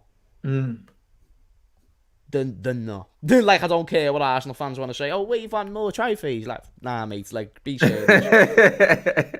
Be serious. Like, they've won 2 Champions Leagues now in recent history. You know, let's not talk about people who were dead, who saw these things happen. Let's talk about now in this current generation and about what's going on and what's being going on. You know, history's a great thing to look back on, but you still want to complement that history with current day success. And teams like United and Liverpool are now doing it. From what it seems like we're clinging on to that sort of what happened then. And the annoying thing about Liverpool is we've got it from the 70s and stuff like that, but we haven't been great in the Premier League. So what I hate to see is the moment we do hit our peak, we're not taking it further than that. We're not doing what a Chelsea done, which is only go further. We're not doing what a Man City done, which is only go further. Teams have had money and it's failed. Arsenal haven't won a Premier League for years and they've still spent money. Maybe they haven't spent it well, but they've still spent money. It's Maybe how they you should spend the money as well. Like, Man City's wage bill is a lot lower than Man United's, and they've won a lot more. And the manager you're getting, and the decisions you make as a board. And it all comes down to how the company, how the business is run. Do you know what I mean? On and off the pitch. Do you know what I mean? And then you look at this. The guy saying it's the fact that United earned their money. But how did United earn this money?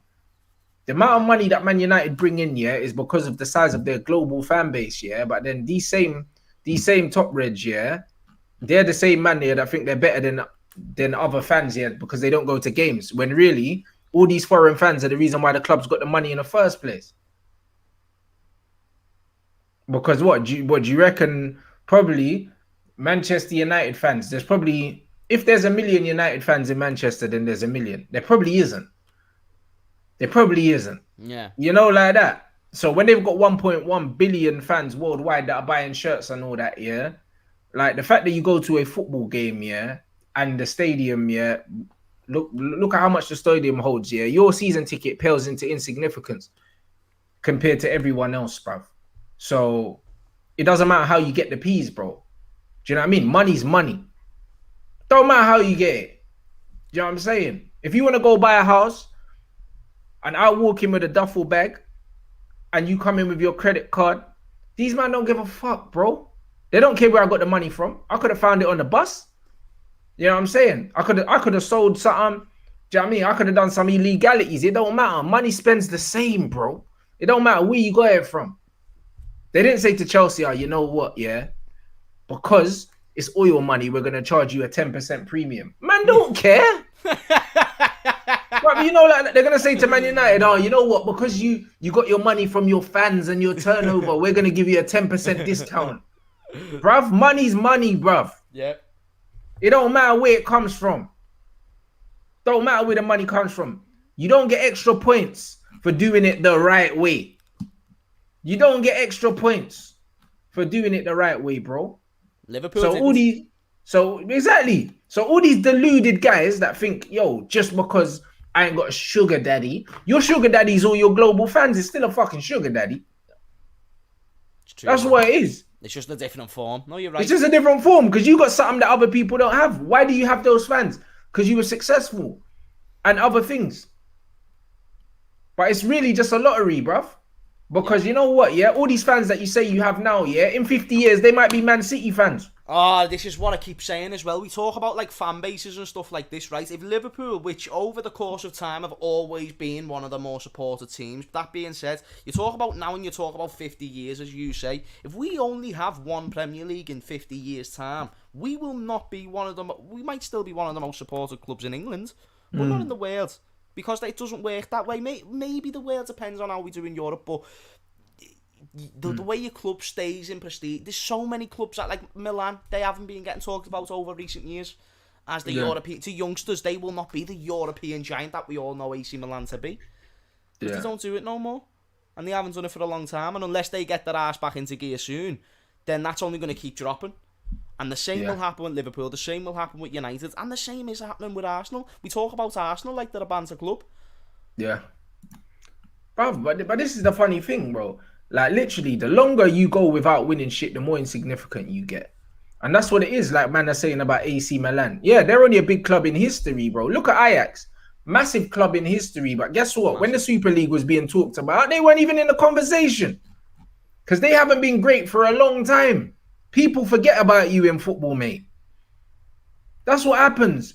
It's very much, what have you done for me lately? That's all it is, bro. I mean, AC Milan ain't done nothing in football. The last time they done anything significant was probably when they lost to you lot. You know what I mean? Look how fucking long ago that was. They beat us in 2007. That was the last time. Yeah, again, no one cares about that. You know, like that. No one cares about that. No one's gonna say, "Oh, you know what? I'm gonna sign for AC Milan because they were great 20 years ago." No one cares about that. If Man United don't win another Premier League in the next 10 years, they're fucked, mate. Because City's fan base is growing by the minute. Liverpool's fan base is at a resurgence. Do you know what I'm saying? And it's just one of them ones where, bruv, Chelsea's fan base is ever growing. United are going to be fucked. They won't be able to say they're the richest club in the world forever, bro. Because these things will come to an end, bro. The difference as well between a Man City and a Chelsea compared to, as you've just mentioned, the Arsenals and the Man Uniteds and the Liverpools is they are more likely, if you were to put a bet on in 50 years' time who's going to be the top clubs around that time, they're most likely going to be the clubs.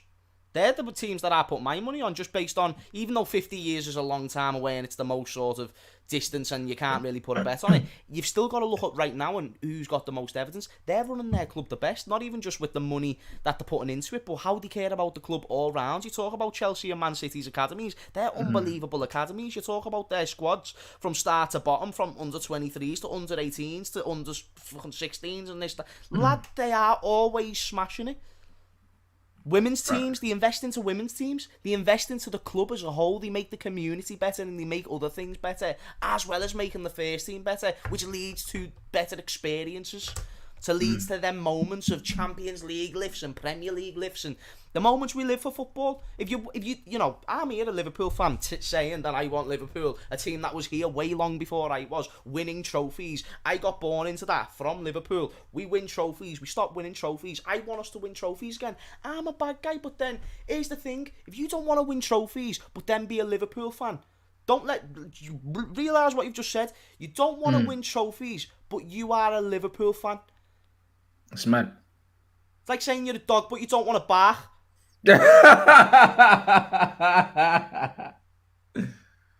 Bro, it's messed up, James, bro. I'm not even going to lie. And look what this brother said. He said, I'm a foreign fan. I wasn't attracted by tradition, culture. Neither was I. And I'm in this country. I was attracted by Ronaldo, Rooney, and trophies. Exactly. I had Eric Cantona.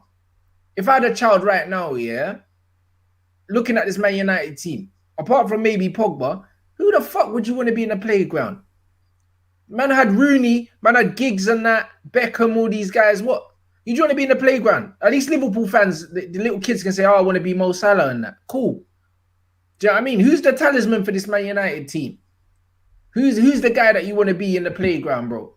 Who's the guy that excites people and gets them on their feet? Bro, they got no one. It's dead. That was Gerrard. It's actually dead. Exactly, that was Gerrard for you. Yeah. There you go. Who the hell do you want to be in this Man United team? What, Bruno? Because he scores pens. Get out of here, bro. Like, I would never, man, any child that I raise would know better than that. You know them ones there? It's not good enough. Yeah, no. You know them ones there? There's no United, what, Rashford? Do you know what I mean? There's no Man United player right now, yeah, that captures man's imagination, yeah, and makes me think, oh, yeah, if I was a kid, I would have wanted to be that player in the playground. They're fucking shit, bro. Do you know what I mean? And that's how kids choose their teams. That's how kids choose their teams, mate. Me, my mum and my dad all support different football teams. This thing where you can't make a kid support a team. You know what I mean? You can say, yo, I support this team, you support this team. But, bruv, they'll get to a certain age. And they'll be like, you know what, this is some bullshit. You know what I was there? Like, my mum couldn't make me support Tottenham. Do you know what I'm saying? She couldn't make me. Because I was actually a football fan and I watched football and I knew Tottenham were in it. Even from when I was young. You know, like that. So it's one of them ones. I saw Cantona and I was like, yo, boom, this is it. And especially when you're in London, yeah, and especially when you got like immigrant parents as well. But man don't have to support. What I support whoever the fuck I want to support, bro. Yeah. Nah, exactly. You know what I mean? Yeah. It's like I ain't got years and years of family that supported this football team. They weren't even in the fucking country. You know, like that. So it's one of them ones. I don't have generations of families that supported one team. I don't have that. Do you know what I mean? Yeah. So literally, it's a different argument. It's a different case, bro. Do you know what I mean? So who the fuck? Like when I look at this Man United team, these men ain't capturing imagination. Imagine saying, "Oh yeah, like what? I want to be Wan-Bissaka and that." Are you mad? Yeah. The players could be like Bruno Fernandes and Pogba. That's it. That's it. United used to have 5 or 6 of those players, bro. There was a starting 11 of players that you could actually like live inspiration off. There was a starting Bruv, 11. More all so. of them. Do you know what I mean? Some days I felt like, you know what, I could be Andy Cole today. That's you know what I mean? Sometimes it's Ryan Giggs. Sometimes it's Ryan Giggs today. Sometimes it's Eric Cantona. You get me? Sometimes it's David Beckham. Sometimes it's this. And now it's Man United. It's like, oh, cool. It's Pogba and bust, innit? Or maybe Martial sometimes. It's Pogba or bust. But here's the thing, why that's not bullshit though. That's exactly how I feel about Liverpool. So one moment Fabinho can be the best player in the squad. One moment it can be Van Dijk. Another it can be Trent. Another it can be Salah. Another it can be Mane. Like that's still 5 more than me. No, that's what I mean. Yeah, that's why I know you're not chatting shit about the old Man United team, because that's exactly how I felt about this side, and this is the only side I've ever felt that with, and I want to feel that more. I don't want to just have a Steven Gerrard as my only option. Like when I was a kid, there was Gerrard, Alonso, Torres, and a few others, Mascherano, but like the main ones was like Torres, Alonso, and Gerrard. You know what I'm saying? And like I said, there will always be more. But this team that we've got like right now, there was just genuinely one in each position near enough, like what we were talking about. There's kids who want to be Andrew Robertson. There's then kids who want to be Trent. Stop having chat. There's kids who then want to be Henderson, who is the leader of the team. Do you know what I mean? Maybe some people don't want to be Henderson. Rants, you would be one of them people. Bro, you've got Thiago, bro, which is absolutely fine, but it's an option. And it's a nice option to have, my mate. You've got Thiago, bruv. You've got Firmino. Like, you've got different players that at one point, have been sourcing. Yeah. United don't have that, bro. And at the end of the day, the thing that makes United the team they are and have the money they have is the foreign fans. And guess what? Foreign fans are fickle, bruv. They don't give a shit about your traditions, bro. Have you got good players? Are you winning? That's all that matters. And that's not a negative thing. That's a positive thing. Because guess what? In life, people are attracted to winners, bruv. That's why the rich guys get all the nice girls. Because if you got loads of money, people see it as you're winning, bro. And when people are winning, they get the nice girls, they get the nice cars, they get everything, bro. So if you're not winning, people will fuck you off. That is life. You know, like that. Man don't care about DNA, bro. Do you know what I'm saying? Like when you pull up in your Lamborghini, woman's not thinking, oh, I wonder if he's got good family values. I wonder if he's a good guy. She's like, yo, this guy's winning, bro. This guy fucking winning. It's so true. It's true. You know what I mean? I wonder what he does, bruv. You know what I'm saying? You know, like, I wonder how many zeros. I wonder how many zeros. You know, like that, bro. Like, she's not going to be like, oh, like, I wonder what he bought his mum for Mother's Day, because that's really important. What? Unless it was expensive. It's mad, bro. Like, what kind of shit is that? Nobody cares about that. People only care if you're winning or you're losing, bro. That's it. And if you're not winning stuff, sooner or later, they'll go somewhere else, innit? That's life. That's not just football. Do you know what I mean? This support your local thing is bullshit. That don't work no more. They're trying to globalize the whole of the world, bro. You're one click away from speaking to someone in another country, bro. Like this local thing, what's local now? Do you know what I'm saying? What's local? They never used to have aeroplanes, bro. Like Amsterdam's local for me now, bro. You get there in an hour. Literally. Is what it is. It is what it is, bro. 100%. What's local, bro? Don't make no sense, bro. You've got so much like outside influence now. Like you're not just being brought up by the environment that is around you. You have got outside influence that is now. Back in the day, the only team when they said support your local team, bruv, most of these men had to get a flipping penny farthing, or fucking horse and carriage to go to the football, blood. Now I could jump on a train and be in Manny in 2.5 hours or 2 hours 15. Do you know what I'm saying? That trip's not 5-6 hours no more, bruv. You know like that. So local just depends on how long it takes you to get there, bruv.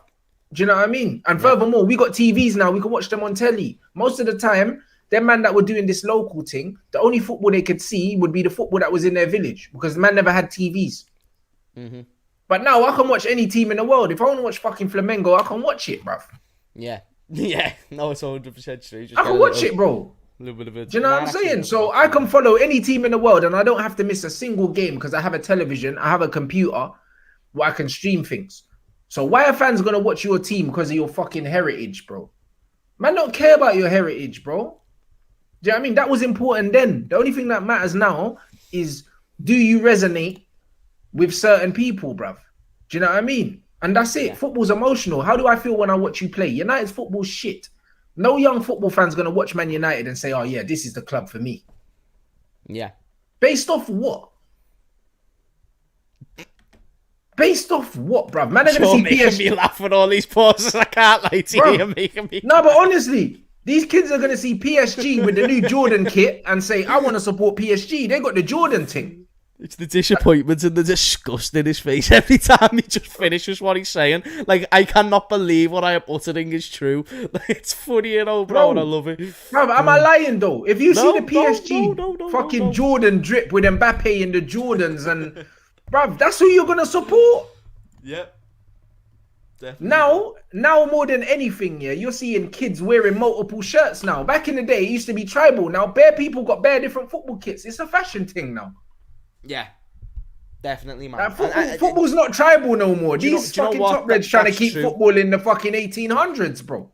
100%. And do you know what? Even with the city that I come from, that's what everyone likes to try and say, or most people like to try and say it. Like, you're the Reds or the Blue and you can't support no one else. And that's just the way it is from where I come from. That being said, we are now, or we should be able to actually support just what, like, you know, there's sports where you support a team for the player and what. I'm not saying that's what football should become. I like the idea of the way it's run right now. Support the team that you want to support, whoever that may be, whether it's your local or if it's a big team, whether you want to have one of each. Number one thing at the end of the day, we're football fans, innit? And when it comes to the football fan community, this is why I actually love this channel and why I actually watch it when I'm not just on the shows and whatnot. I watch it because it's a very football opinionated based channel.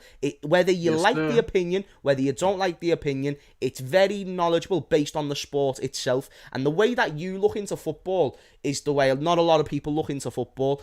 But the way, for example, I watch UFC as well, and the way most people talk about UFC, I enjoy it because they're talking about the intricacies of the sport. Oh yeah, you're a UFC man. We need to do some stuff together still because say less, my mate. Say less because I'm talking about that all the time. But lads, the thing about UFC that I like is the fact they're talking about the intricacies of what's going on. What I love about the Rants Reacts is that you talk about what to do with the manipulation of the ball when, like, there's a player dribbling past and whatnot, the control, certain passes. You're talking about actually what's going on, you know, what they're doing, and that's what I like the UFC for, but also because it's a very real thing. You're liking it for what it is. Football fans don't like football for what it actually is. It's a very great sport. That's what this channel's for, innit? Now that's what I was going to say. That's why this channel. This is a proper football channel. Do you know what I'm saying? This is a proper football channel, and there's not many of them out there. That's why I get offended when people compare me to other people that make football content that's not about football. Do you know what I'm saying? Like, talking about what people are printing in newspapers that's not football. That's speculation. That's journalism. I'm not a journalist, bro. Like, I love football. I actually talk about football. Do you know what I'm saying? Like, how many of these football channels actually talk about football? Most of them don't. That's why don't compare me to them, and that's why their numbers, they'll have a lot more numbers than that. But I don't care about that, bro, because they're not in the same name as me. They're not in the same name as me. Also, on certain videos, it's not very concurrent. On this channel, it is very, very concurrent. I even messaged you the other day about Twitch. Video. I was like, bro, how the fuck have you carried over 1,100 people from YouTube to Twitch, a platform that, you know, I know that you use it for this as well, but it's not really the one that you mainly promote. And you've got yesterday was like 1,300 or something like that. It'll be over 2,000 by the end of the tournament. Insane. Do you know what I mean? Absolutely. And that's because you don't even have to put fancy titles or that. You can put your name, whoever you're live with, and then boom. I just put fucking my name and footy talking. This video don't even have a title. I don't even want people to mistake that that I'm trying to blow smoke up Rants' ass. You've got to genuinely understand the reason why them numbers are so concurrent is due to the fact people will click on these videos based on the fact they know what they're gonna get. People click on these videos because you're building a community about what football, the way we should actually talk about football for the sport it actually is, respect it more for what it actually is, and not just talk about all the nonsense and stuff like that. Absolutely. Coming from a person who talks about news and stuff like that, by the way, you gotta admire it for what it is, man. And that's why I like this show, because it's a different area of conversation. That's why I like the other shows as well, because again, you get different people on with different outlooks, and nobody is 100% right or wrong, but that's why it's a good thing to talk about. 100%, bro. That's what it is, bro. Like, I'm a football purist, innit? And the thing is, there's not too many people like that in this space, innit? And that's why I pride my stuff on what it is, innit? And that's why I say, bro, like, it's not for everyone. You know what I mean? I don't do the news and the speculation things we talk about, but ultimately, I'm someone that just loves football more than I love a club, more than I love a country. Them man saw me my watch along yesterday, bro. I celebrated the Dutch goal like I was fucking Dutch, bro. Like, my football team has, and my football team has a Dutch kit. You know them ones. And it's just one of them ones where, bro, that's what's influenced me as a human being, bro. Do you know what I mean? I've been to Holland loads of times, don't get me wrong, but that's not why. It's because that's how the football makes me feel when I watch it, innit? So when you see a good goal, like when I saw that goal against Scotland, I screamed. My mum came in thinking, I didn't know crazy goal. Get on this. My mum came in, right, and she was like, I didn't know you were doing a watch along. I was like, I'm not. Did you see what just fucking happened? I had the same reaction as I did for Alisson. I was like, oh my goodness, that was mad. I couldn't believe what I just saw. That's what football is. It's like a knockout in the UFC. It gives you that instant feeling of like, that's exactly what that like was. You see that goal there? Bro. And like a clean knockout. Like knockout of the year. Halfway line lobbed the goalkeeper. That was like spinning kick, lights out, like man sleeping, bro. That's what that was, bro. After that second goal went in, Scotland knew the game was over. That was the knockout. Finished. You know what I'm saying? Stop the game and no one could have had a complaint. Facts. You know them ones there. So that's what it is, bro. Like the game tonight, the Spanish game is going to be lit. Do you know what I mean? Enrique's coming out talking smack. You know them ones there. Like they're looking... Bro, he's talking like they're ready to source man up, bro. Like, bro, from what I've seen, the quotes I've seen... Chat and shit, yeah. These men are ready to play ball, bro. Because everyone's saying, yo, the Spanish team's weak and this, that, and the other. But he's confident, bro. You know them ones there. So the football's going to be sick. We're going to be lit tonight on Twitch from 7:30. You know them ones there. Like, and it's mad. So we're doing our thing over here. But we're here because we love football, bro. Like I said, this video has got, what, nearly 1.2 in here, yeah? And it ain't got a title, bro. It's just got our names in the title. And make sure you click James's name and subscribe to his channel as well. We haven't titled the video because I'll title it after. Because depending on what we talk about, I'll pick a title after. I don't need to fucking pick a title. But that's what I was gonna. That's the whole point why I've just brought that up about your channel, because what you talk about is what I feel I would enjoy more about the sport of football if most people talked about it that way. If people weren't so inconsistent with their views, it's okay to be wrong about your views. There's so much that goes on in football. I don't expect you to be right about everything, but it's about with the way you look at football. Look at it in a consistent point of view. Does that make sense? Look at it for what the sport actually is. Don't just look at it for numbers. Look at it for more than that. It's just, there's loads of things that goes into football, man, and that's why I like this channel, because there's loads of different ones. And that weren't even me to blow smoke up the channel, because what we talk about on here is the reason why we do get quite a lot of stick in other areas when we're talking about honest things. It just happens because people just want to go with the nostalgia and they want to go with what they've heard around their area. Whereas football is a lot more than just your team. And what you that's it. But that's it, bro. And like my man said here, bro, the whole tribal aspect of football is dying, whether people like it or not. Obviously, these nostalgia merchants want to try hold on to it. I'm not going to force any of my kids to support the team that I support. They might not even like football. Do you know what I mean? A lot of the time now, kids like computer games, bro. It's a different era. Like, do you know what I mean? You know the amount of kids I know that don't even like football. But like back in the day, there was no kid at school that didn't like football. But now there's so many different things that you can do. It's like, bruv, certain man don't like football. It's not going to be as popular. Yeah. It's not going to be as popular because you have to actually get out your house and do it. You know, like that. So it's just one of them things where I'm loving like what man are doing right now. Do you know what I mean? And that's why I appreciate all these lot.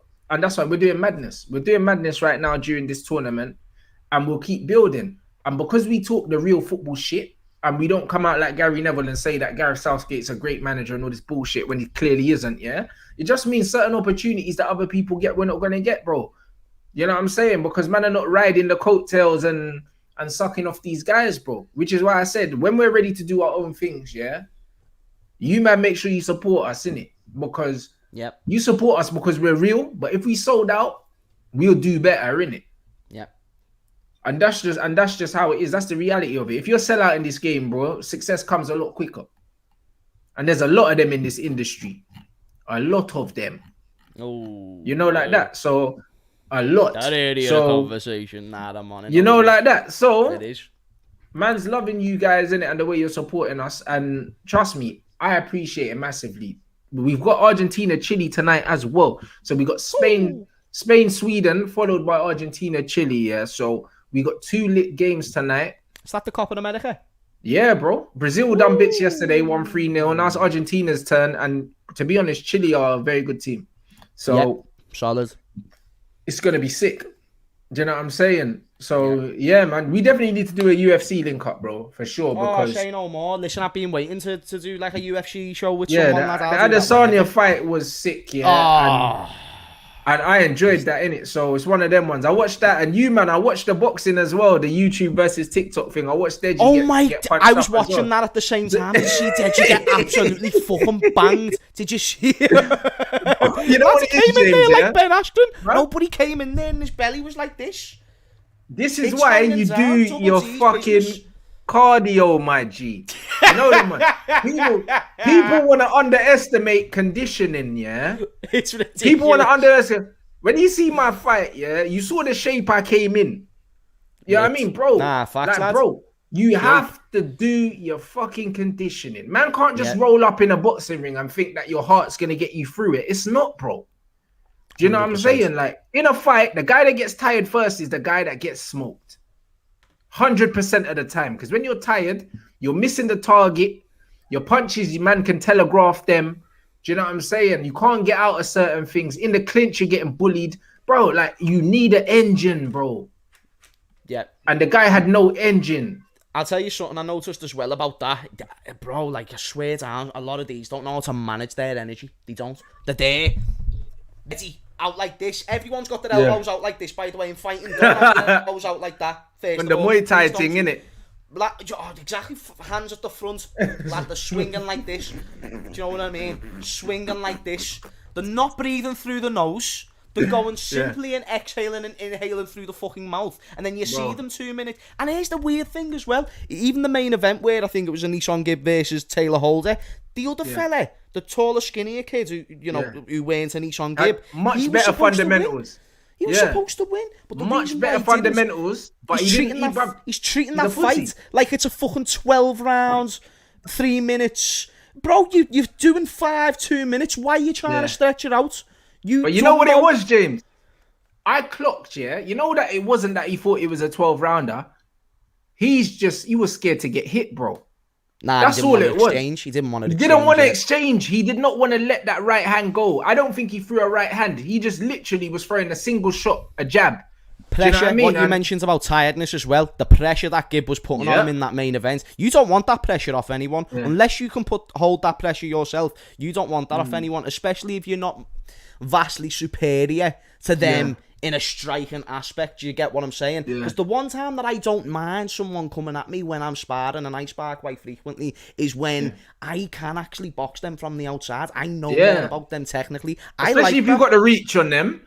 Like, the thing is, with Gibb, Gibb gave away the reach, but he made up for it with his aggression. But saying that, he didn't really land much. But because he was outworking the guy so obviously, it was a robbery, bro. Even though we didn't really land anything. That's rigged. Yeah. It's not a draw. It's not the scorecards. This is why you know it's impossible. It can't be a draw. This is how you know it's rigged. Because the scorecards read this. It was 50-46, 50-46, and 50-45.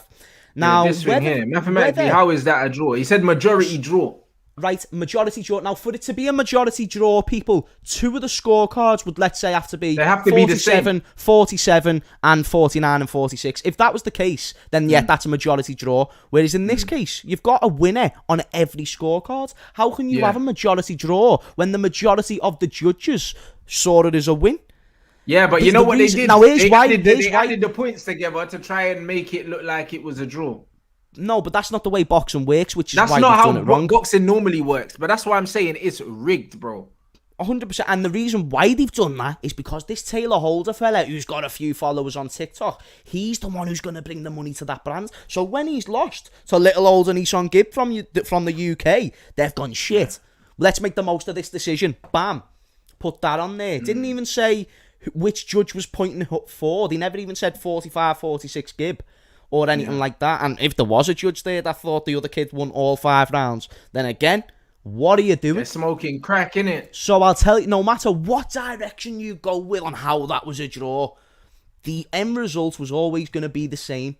Taylor Holder not losing that fight because they know he was going to be the money fight. 100%. And the thing is, yeah, if they have a rematch, he'll beat Gibb because he just has to. All he needs to do is sit down on some punches and he gets him out of it. Because let's be honest, yeah, Gibb can't box, innit? Like, it's one of them ones where he was just brawling for his life and the other guy was intimidated. But actually, his guard was tight. Not much got through the guard. But then he wasn't countering. Yeah. If he can get a bit more brave and he actually walks forward, bro, he can stop him. I'm not gonna. He's not a fighter. He's not a fighter, and a lot of these men aren't fighters, innit? Thing is, fighters are not a born, fighter. He hasn't made. got much power. He hasn't got much power. He hasn't got much of a pack behind his punch. And I've heard he's been training for 4 years, 5 years. That's Taylor Holder. So why are we still gonna expect him to get much better? Gibb is someone who's trained for years now as well, and he's improved from his last fight against Jake Paul. He has improved. But you still can't suggest that's enough for him to, to beat someone who's of a decent level. And that's not the point of these YouTubers. The YouTubers to make the fun fights and stuff like that. I get that. Yeah. It's just in this case, Taylor Holder was the more experienced boxer. The reason why he didn't win is because he's still not that good at boxing. He's still not that good. So it's just the way it is. He's not, and he can't bang, bro. At the end of the day, can't exchange. The way to gain someone's respect in the boxing ring is to punch them in the nose, bruv. That's the way. Because you know what? If a man's walking you down and you punch them in the face, they'll think twice, innit? The fact that Gibb kept walking forward shows you that this guy never banged him with anything for the whole fight. He never feared what was coming at him. He never feared what was coming. Say if there's someone taller than me and I'm sparring someone taller than me, if I go on the inside and I don't care what they're hitting me with, I am more than fine to stay in that fire. It's the old saying, isn't it? Just walk into the fire. It's not as bad as what you think it's going to be. People don't want to get in that range because they think it's going to be bad. But once you feel a punch or two, if you've got that ferociousness about you, then you just don't give a fuck. And you've actually realised in your own head, like, it happens in your fight. I saw it. Yeah. You didn't feel what was coming at you, power-wise. No, not so not you were more than happy to exchange. Whereas if you're someone with a little bit more power, you can still exchange, but you'll think about it more. Yeah, absolutely. So you better make sure you don't let the right hand go as much if you kind of fear what's gonna come back in it. You have to be sure. And like, there's people in the comments saying, like a few man was saying, people have got heart and that. Trust me, yeah. Heart don't save you in a boxing ring. I promise you, yeah. If someone hits you hard enough, your heart will fall out your ass. I'm telling you. You know them ones there. You know when people say, "Oh, he's got heart, bro," that's because he ain't been punched hard enough. Trust me, because I've been in the ring, yeah, with cruiserweights and that. And bro, one punch from man that big, yeah, make you think, why the fuck am I in here? It's only normal for it to make you feel that way as well, because that's not that punch. You're not supposed to you're feel a human about, like, being, good. Bro. You're not supposed to like get hit in the face and then feel great about it. Oh, that felt amazing. Like, bro, that's not the way a punch works. It's supposed to make you feel uncomfortable. Bro, let me tell you something about the brain, yeah, in your head. The human brain is designed to protect you. That's why some people are scared of heights. Some people are scared of water, because anything that can potentially kill you, your brain is wired to be afraid of it. Yeah. Getting punched in the head very hard is one of those things. Okay? So it's one of them ones where if you get in the ring with someone and they punch you very hard, I don't care how much heart you've got, you'll think again, innit? You know, like that. I saw him. Because Billy Joe's got a lot of heart, but when Canelo cracked, man, man didn't want to get back up. Canelo was just reading Saunders for the majority of that fight as well, and that's the thing. People don't take into consideration someone of a higher ilk can actually do that. They can actually carry their opponent for a little bit longer. People say in the chat as well about the fella who Deji lost to. I saw a photo of the kid wearing like net clothing on his legs and stuff, like, you know, net tights and stuff, and like heels of the kid who beat Deji, and I was just thinking, that's heavy, that, mate. Because the kid who Deji fought hadn't trained boxing before. And here's the thing. There's some people, right, that can just adapt to this sport quicker than others. That's what people need to learn about boxing. It is really one of them where it is built for people with different shapes and sizes, but it's about what you decide to clock onto when it comes to it. So are you going to decide to just be some power fighter? Because if so, you're most likely going to be tired for the first year or two of you trying to be a boxer. Do you get what I'm saying? If you ever try and actually attempt it, you've really got to be as technical as possible. And some people don't look at it for the technique. They care about the connection on the bag and stuff like that. They care about how much it moves. When really, if the bag's moving a lot, that's not what you want. Yeah. You don't want the bag to move. If you loads. hit the bag sweet, the bag don't move, bro. Doesn't. It's a when you see the bag swinging side to side, it's because you're hitting it and you're rocking it. If you hit through the bag don't move. It. You don't know how to control it also, because, you know, it's about moving around the bag. You can see Deji didn't know how to move. He was the more superior boxer, but he still didn't know how to move. Yeah. So you can't expect him to that's just what go I'm saying. away and come back being amazing, because that's just sometimes the way it works. He needs to go away and really fucking improve. For years, like, boxing isn't one of these sports where you just train overnight. Some people can train quick and get there overnight, because some people can just, like I said, they adjust to it quicker. But I feel like if you're in a Nissan Gib who's been training for 3 years or so, hasn't really got that far, Deji the same, let's not consider them to really take it much further than these YouTube fights. Whereas, for example, a Jake Paul, that's someone who interests me. He can box, though. Here's the thing. People want to talk about Jake Paul, right? Do you know how hard it is to knock someone out? Yeah. Regardless, I want to stress this to people. You know, it's a very difficult thing to actually fucking knock someone out unconscious. Very hard. Even if you stand there and let someone hit you, if you brace the shot and you know how to take the shot, it's going to be hard for them to knock you out. It's the shot you don't see coming that will 100. always send the lights out. You know, even 100. Israel Adesanya had a friend who's passed away this week, and it's because he got attacked from behind and he ended up getting into a coma and stuff like that. It wasn't even the impact of the way he got beat up. It was the fact he never didn't see what was coming at him. These are the shots that are the most dangerous. Jake Paul has got that level of technique where at one point you're thinking about a jab, and then next thing you know, you're seeing that right hand come across, and he's got power, he's got technique, and I just think with a little bit of time, bro, he's one of them he can box, bro, and him and his brother are natural athletes as well, innit, genetically. 100%. So when you've got a natural athlete and then someone who's got technical ability, that's why I say he definitely beats KSI for me. Jake Paul. Right. I don't know what KSI has been doing behind the scenes, but even based off his last fight against Logan Paul, he didn't look technically great. But he didn't. But these men in the comments, a lot of them, I was saying it yesterday, they were like, nah, KSI has got it. Bro, Jake Paul actually can box, bro. I would like KSI to win. I would like him to win. Do not get me wrong. Me too, but I don't see it happening. It's just that he hasn't got that technical ability in him. KSI, you know, from what we saw, he hasn't shown that he's got that knockout ability. Same with Logan Paul. He's shown he hasn't got that knockout ability, and he's the kid's brother. Let me tell you now, certain individuals can just get in there. You know what it is, though, with Jake and Logan, Logan's bigger, but also, it's the speed of the punch that knocks someone out. As you said, it's the ones you don't see, bro. You can see Logan's punch because he's slow. Jake's more snappy, innit? It's snap. Logan's got his hands down all the time. I don't get his and he's got long arms. It just looks weird, innit? Like, it don't make no sense. Like, he fights like that, bro. It's weird, innit? But, bro, like, Jake would knock Logan out, bruv. Legit. You'd sleep him. Not even so. Jake's the best of them all. He would sleep him. You know that he would sleep him, innit? Do you know what I mean? So it's one of them ones where, bruv, KSI ain't winning that, bro. I don't care who he trains with. He could train with Floyd Mayweather. Do you know what I'm saying? Like, honestly, like, man could go to heaven and train with Uncle Roger, rest in peace. He could train with anyone he wants. He's not beating Jake. You know, like that. I actually want to hear the chat what they're gonna say on this. Chat, let me know right now. Just get it in the live chat. Who do you think's gonna win out of Tyron Woodley and Jake Paul? Just get it in the chat right now because I just want to see what the majority think about this. See, I don't know. I don't know. Now, I'm gonna tell you what I think. Just as someone who, you know, like if I met Jake Paul and Tyron Woodley in a room, I'm very much walking over to Tyron Woodley first because what he has achieved is something I admire more. Becoming a 5-time UFC champion is something I admire more. Do you get what I'm saying? Doing that in the fashion, in the way that he done it, it's something I admire. So to see him in this position, it's a weird one because Jake it is a lot closer is than what not people knocking think. Tyron Woodley out, bro. So it's either it's Jake Paul on points, yeah, or it's Woodley on points. No one goes to sleep in those gloves. I want to present the question. Wait, what do you mean in them gloves? What gloves are they fighting in? Probably gonna fight in 10s. Here's the thing. What did Jake fight in his last fight? I'm not sure. Where he knocked out Ben Askren.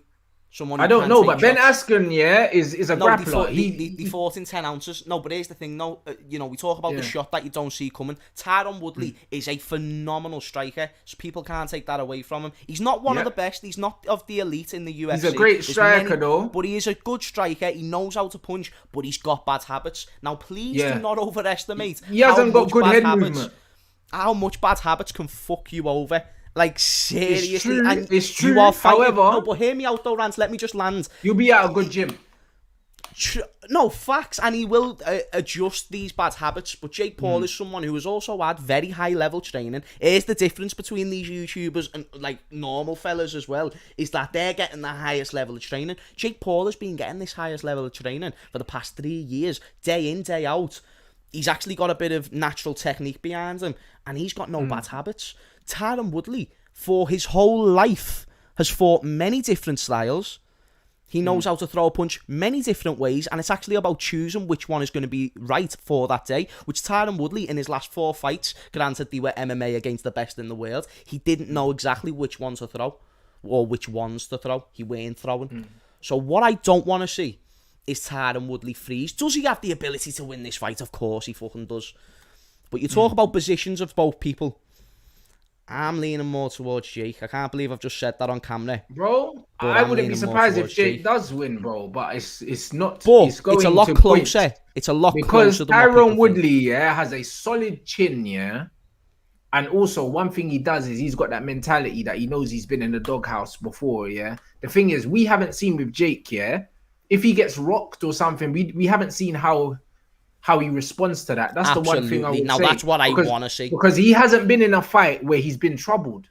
Yep. Do you know what I'm saying? What happens if Tyron Woodley catches him with an overhand right? Then all of a sudden, it's like, boom. Like, what do I do here? How do I clinch? Like, does he know how to clinch properly if he's in danger? A lot of people don't know how to do these things. A lot of people, and I've sparred with a lot of people, as soon as you catch them once, they just go into their shell and they just start doing that, and then you just tee off on them, bro. Elbows tucked in, and that's it. That's their tactic. But we don't really know, bro. So I reckon it's going points though. No one gets knocked out, innit? It is the thing. No, if it goes to points, and this is why I think the only way Jake Paul wins is by a knockout or a finish, is because if it goes to points, you reckon they'll give a draw? Not only that, necessarily, I think it's going to be Woodley takes over if it goes late. If it's a close fight and they're fighting technically, I think the later it goes in the favour of Tyron Woodley. Because he'll push it. Do you know Wonderboy Thompson? Wonderboy Thompson, one of the greatest strikers. Of course. Wonderboy with the karate, bro. Are you mad? Don't even start me. Tyron Woodley was standing with him on their feet in the 5th round of a UFC title fight in Madison Square Garden. If you think he's going to get the 6th round with Jake Paul in 3-minute or 2-minute rounds and not be able to withstand that smoke, I am sorry, but I have something to counter that with, and that is actually what I've just gave you. Mate, Tyron Woodley is a monster. He has got good levels of striking. This is not Jake Paul, Ben Askren. This fight can go one of two exactly ways. And that's why it's exciting. But if I lean towards someone, it might be Jake. But it honestly is like a 51-49. Because it depends on the style of the fight. If Woodley walks him down and catches him late and he can intimidate him and man him, it could be a long night for Jake. But if Jake is able to stay on the outside and use his boxing skills, he could win on points, innit? It just depends on what kind of fight it is. If Woodley dogs him, it could be very interesting, innit? If you're Woodley, you just have to intimidate him and walk him down and just pressurize him. You have to scare him, man. You have to scare the shit out of him because ultimately he's a kid, bro. Did you see their face? Do you know what off? I mean? So scare the shit out of him. See the face off? He was just chatting shit to him. And you got to go in there like that. Mike Tyson won most of his fights before he stepped in the ring. It's like you know when what I'm he saying? looked, Like, that's it's like what when you he looked at him. It's like when he looked at they were like halfway through speaking during the face-off, and Tyron Woodley just looked at him dead in his eyes, and he went, "You know, once you start seeing me training, you're gonna know the fucking score, kid, because that's what I'm about. I'm about this life. I've met well badder people than you, mate. Do you know what? And that's the type of person that Tyron Woodley is. He's not someone who just makes up he's about that life. He came from that life. He was born in that life. He never chose the life. The life chose him, people. Facts, Jake chose this life. That's the difference between these two walking in this ring. One of them actually did choose it, the other one didn't, and it's just, I don't know, mate, it does make it proper interesting. That UFC card, though, lads, as a whole as well, was banging at the simultaneous. Leon Edwards getting the bee's knees done, which is exactly what you want to see. But Nate Diaz, in the last round, nearly cracking him with that lovely right hand. Sensational. But the one that I love to see most, lads, is that Italian sausage just absolutely get his mouth shut. You're an idiot, bro. lads, and then he's running round after the fight saying he won the fight. Are you mad? Adesanya took you to school. Accept it. We need to do some UFC watch-alongs, man. That's what needs to happen. We could be doing it all day. Watch-alongs is the thing that'll need to happen. Yeah, keep an eye out, people. 100%. It's definitely coming, guys. Yeah, we have to do that, man. But big up everyone. Our reactions will be priceless, man. Bruv, you still got 1.2 in here. 7:30. 7:30. Me and Statman are back here with the Spain game. You know what I'm saying? Twitch exclusive. We'll be on here for like the first 20 minutes, and then we're moving over to Twitch as usual, man. Big up everyone inside. Make sure you smash the like.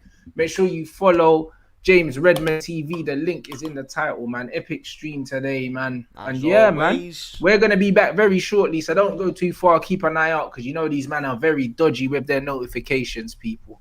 You know, like that. So big up everyone inside. You got anything you want to plug, bro, before we move? James Redmond TV, James Redmond 96 on the Instagram, and thank you for tuning in again, people. Tune in next week. Come on, people. Big up everyone. Gang business. We're back in 25.